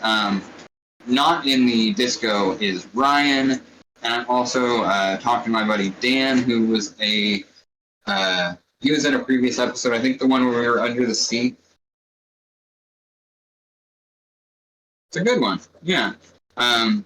So I'm reaching out to people out off not in the Discord, or in Ryan's case, I think he's got the noties turned off at the moment. That's understandable. He's a busy dude. So yeah, we have enough for at least one episode, if not two. And if you want to be in an episode of You Awaken in a Strange Place, join the Discord. Join our Discord. Yeah, we'll get you in a game. I just like running them. They're super easy. If you've never played a D&D game, you've never played a tabletop role-playing game at all, come on, and just give it a shot. It's one of the easiest systems to learn. The entire rule book's like 3 pages. Half of that is just for the DM, and you don't even, as a player, need to look at it. The system's really basic. You roll d6s, and that's it. Everything is very simply structured so that you're basically just improvising in character and having fun. I've said it a bunch of times. It's more improv game than D&D game. Or tabletop role-playing game. Depending on your perspective on a tabletop role-playing game, you know what I mean? It's very much a extension of the idea of an improv game. Let's see, what else we got? Yeah. So episode 2 of Ironhearts is coming out, but I hate to report that we're probably not going to be doing an episode 3 anytime soon. Unfortunately, Zach doesn't want to run a game with just me as a player. As much as I am fine with this, Zach thinks, it's narratively a little constricted. Too constricted for him. I gotta respect that as a creator. So, yeah, we most of our Ironhearts party is just incredibly busy and can't afford the time to schedule and be there for sessions and stuff like that. So, Zach's putting the program on a little hiatus. But don't lose hope. Along with You Awaken in a Strange Place episodes, which hopefully we'll hopefully be recording more of soon. I really like running that game, and I just have a hard time scheduling them and getting them doing the casting stuff and all of that. I don't like doing it, but it's worth it for the game. So hopefully I'll have a few of those for you soon. And Zach also has something in the works that I can't say any more about. But I just want you to not lose hope, because we do have more D&D content coming at you with You Awaken in a Strange Place episodes and a unrevealed, untitled, unambiguous, or very ambiguous game from our legendary level DM. Zach already told me. One of my oldest and bestest, one of the best dudes I know. So he runs a game on it. That's ultimately where I'm at.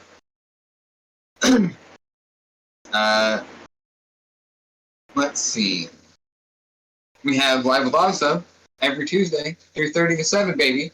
Get in, come chat, tell your friends, tell your mom. Moms love me. Dads don't. But moms always love me. I've never had a friend or romantic partner or friend, not have a mom that didn't like me. I have to double back on that. I'm pretty sure. Even at my most nasty, weird punk moments, yeah, moms love me. It's weird. I'm really struggling to think back to a mom who didn't like me when I was nasty, crusty, smelly, and a much worse version of myself. Damn, moms love me. It's true. It's fact. It's factual.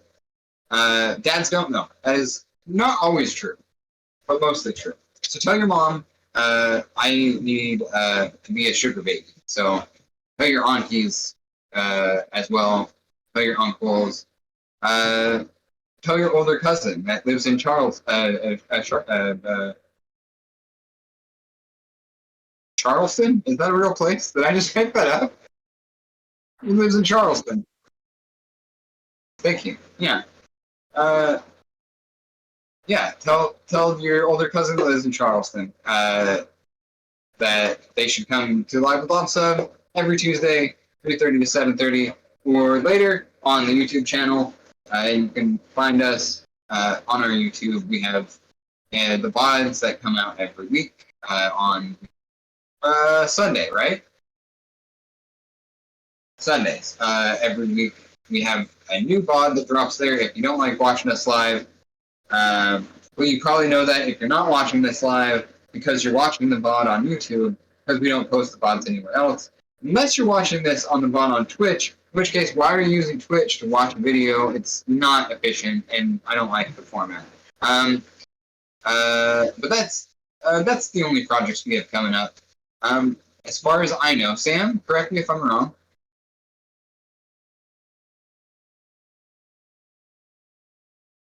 That's right. Sam has a super secret project, a D&D project.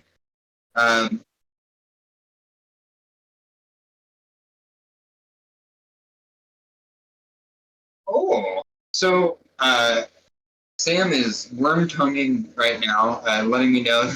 I don't know why I put it that way. I'm sorry. Sam is letting me know that the project that they have planned is focused heavily on audience participation, which makes this you, the audience. Hopefully that excites you. I would like to if I was the audience, but I'll probably be playing. But it also is heavily inspired by Drawfeast Drawtectives. If you can't tell, me and Sam are huge fans of their work. And how can you blame us? They're really good. So there. Yeah. Watch our shit anywhere you want to find it.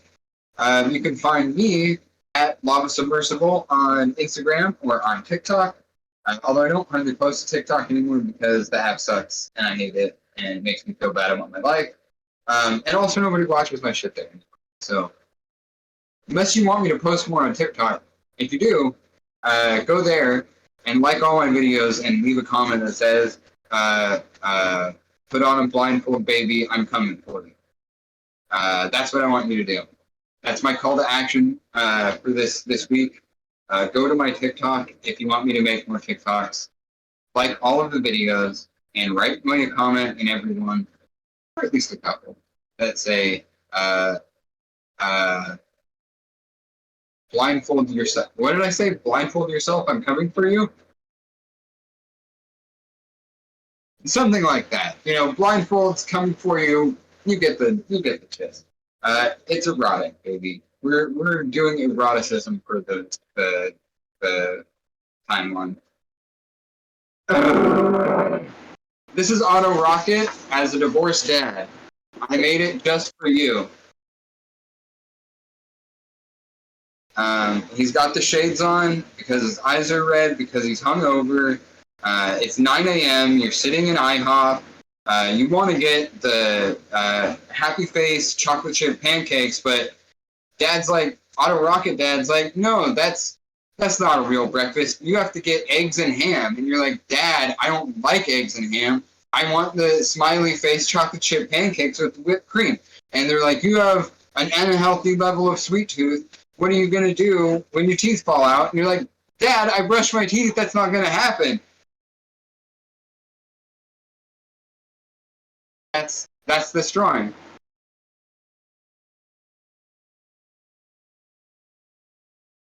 You're welcome. Take care of yourself, take care of each other, and good journey.